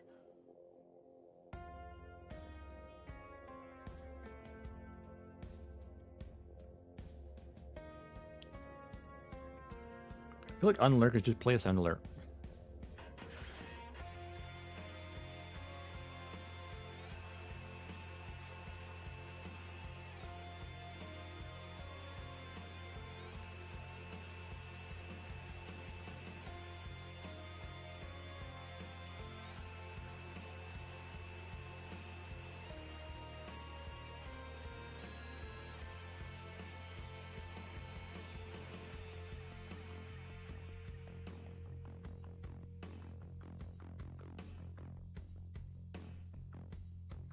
I have been observing, muted, and everything looking good. The silhouette is particularly epic. Yeah! Of course, Splendor is great.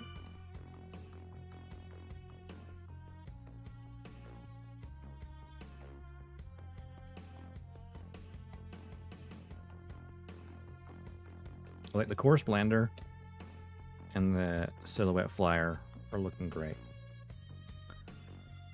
I need to tidy them up a bit, but other than that, going from like just the bare plastic, I put the thruster back on that one though. Also need to get rid of that little red blob that landed on the underside.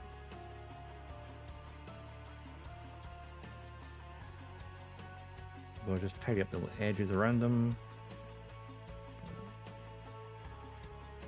This is very satisfying. Yeah, they are. I should get the picture like before and after because I do have a picture.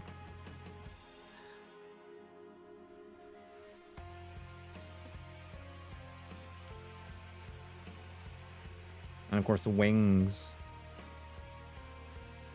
for the silhouette pack itself. Like the booster parts were easy. There was just a little bit of gray on the thrusters, which I need to tidy up. But the wing, that's a close match. It's close. It's not perfect, but it's close. Like the color variation is more obvious to my eyes, less obvious to the camera. We all know after streams, AJ is going to make Wuxing 7 with two fighters. Yes, maybe. Maybe I'll throw in a TIE fighter that I need to paint as well. We'll paint this eventually. At this point, I should just hand paint this. I'm planning to airbrush it.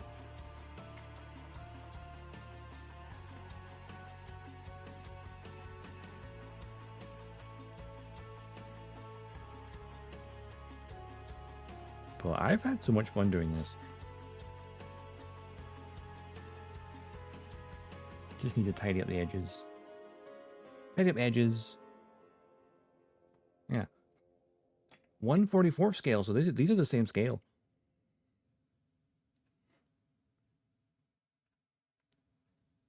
Shows how massive a this is the Bandai vehicle model series that they did a while back, but don't seem to print these anymore. So they are 1/44 scale, or this is approximately. Here's the thing: this has lasers. This has machine guns. I think the TIE fighter wins because also, even without shields.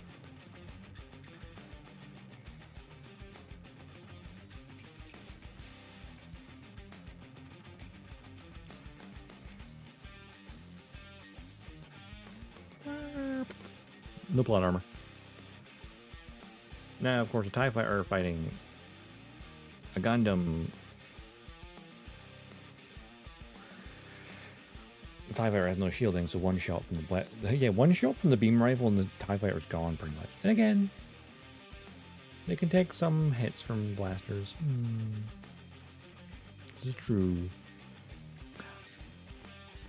There is a Transformers Starfighter that exists, so you know, then he definitely has those on mech because he becomes the mech.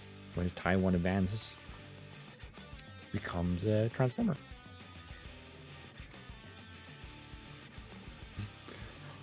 Also, then yeah, Shin Asuka would die if it was just face to face. Just Shin.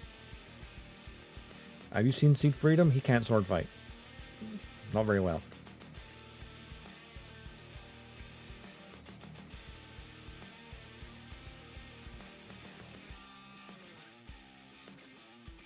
Plus Vader could just choke him from distance. You see Seed Freedom.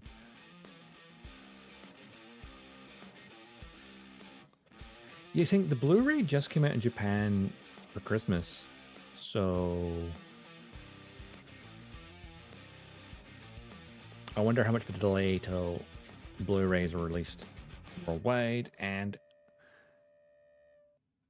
I feel like Seed Freedom did so well that it's not really going to streamer servers the same way. Actually, Seed Freedom is available on the American Netflix, I believe. Or is it just on Japanese? It's not on ours. Not on the UK one. So maybe Netflix will get it. Possibly. Either one. Either one gets it. I want to rewatch it.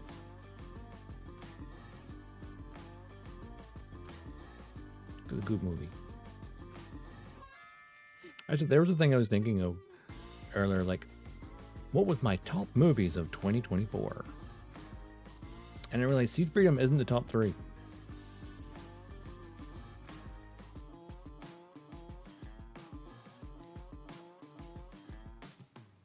Because number 1's Transformers 1. Number 2, Sonic 3. Number 3, Deadpool and Wolverine. Then Seed Freedom. Then Dune Part 2. There's a top 5.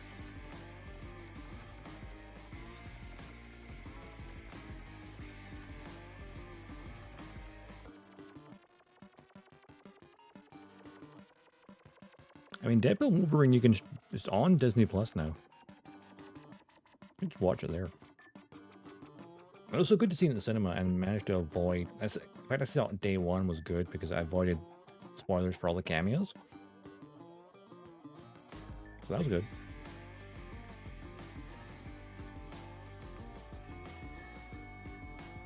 But yeah, I've got a lot of tidying up to do for this. Like tidying up the edges and stuff. and then panel lining. So I think I need to stream one more time with this. It's probably one of the longest high grades I've worked on, just because I've been putting in the extra work. I'm quite pleased with how the knees turned out. Yeah, where's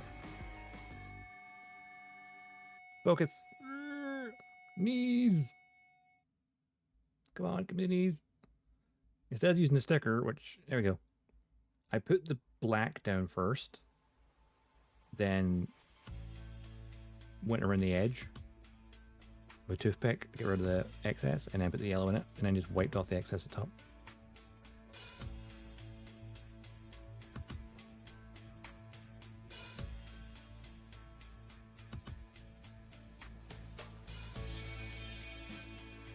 Also bone care, yeah. Definitely. And I still have the paneling and everything as well.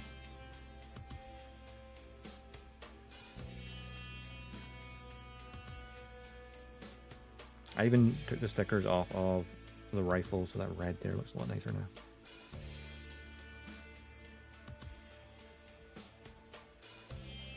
Yeah, it was a lot cleaner, that red. Let's get the coarse blender up here. Oh, I mean, yeah, now that the focus is there, or was there for a moment, you can see like the rougher edges when it's closer to the camera. Come on, focus. Focus. Now, what if I do this?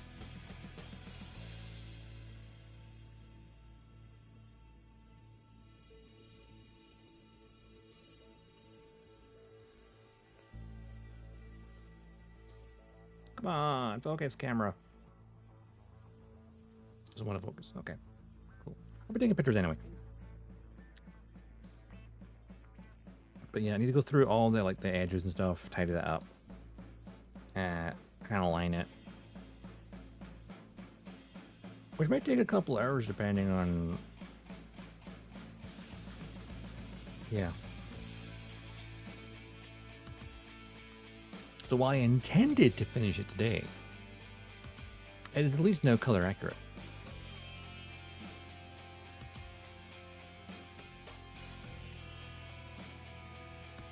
So, you know, I didn't have a particular plan for tomorrow for stream. I didn't have anything set. I think we just finish this tomorrow.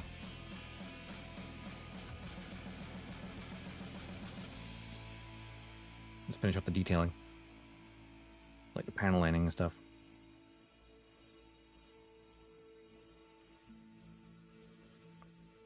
Tidying up the edges, paneling, because there shouldn't be any more painting required, except maybe mixing up a new batch of blue to cover that little red dot that somehow got there.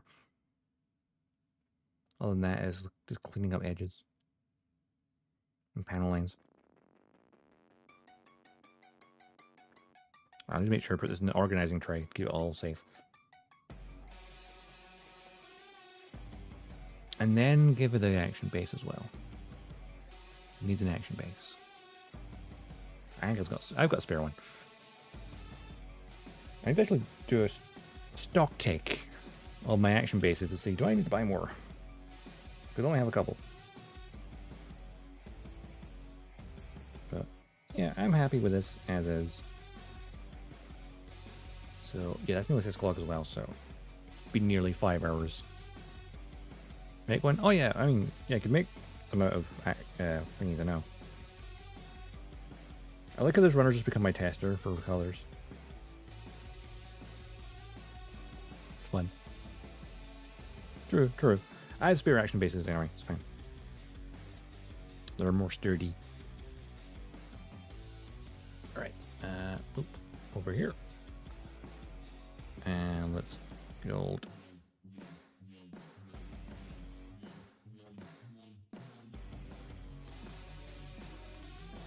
socials.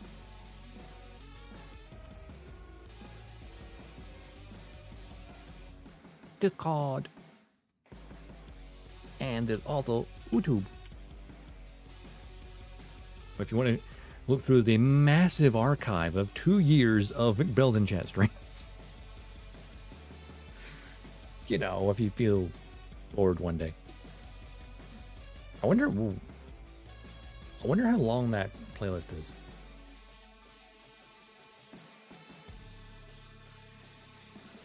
I'm curious. My channel. Good after. Nope, don't play my trailer. Build and chat, where are you?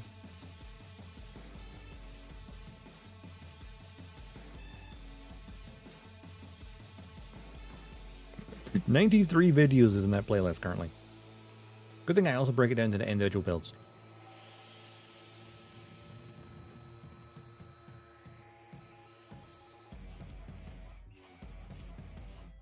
Crazy. I do love how there was a massive chunk of it that was G-Witch stuff for a while. And then this past year it changed to a mixture of seed and other stuff. Anyway, is there anyone to raid? Let's have a look.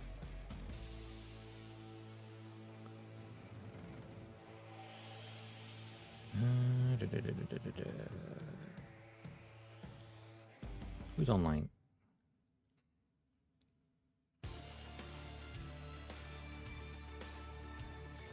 Okay, doing some Baltro.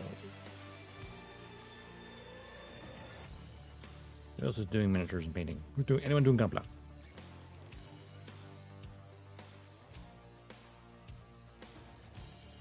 On a Monday.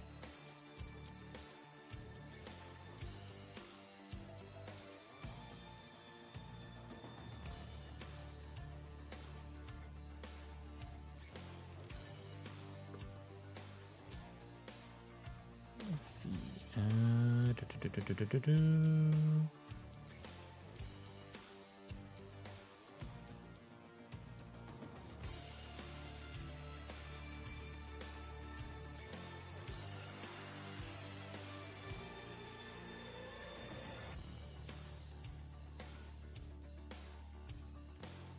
Gunpla.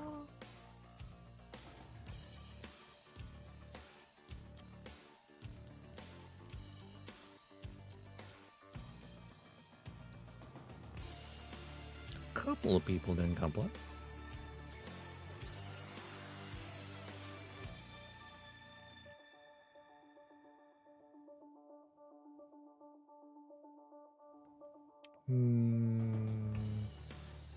Decisions.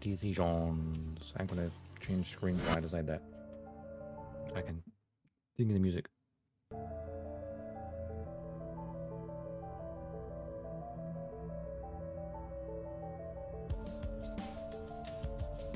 Oh, stream lagging. Oh wow, that was a hell of a transition. It just didn't really transition, it just kind of changed screens.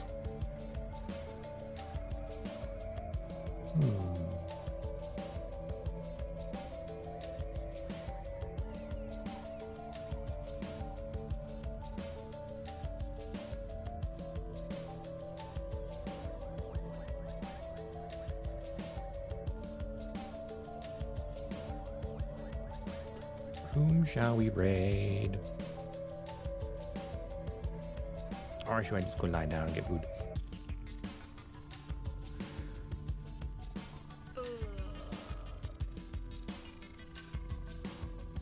Brain's tired. Let's wrap it up.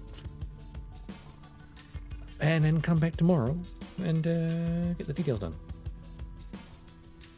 Until then, have an awesome day, have an awesome evening, and I'll see you around the cosmos. Dodgestar, signing off.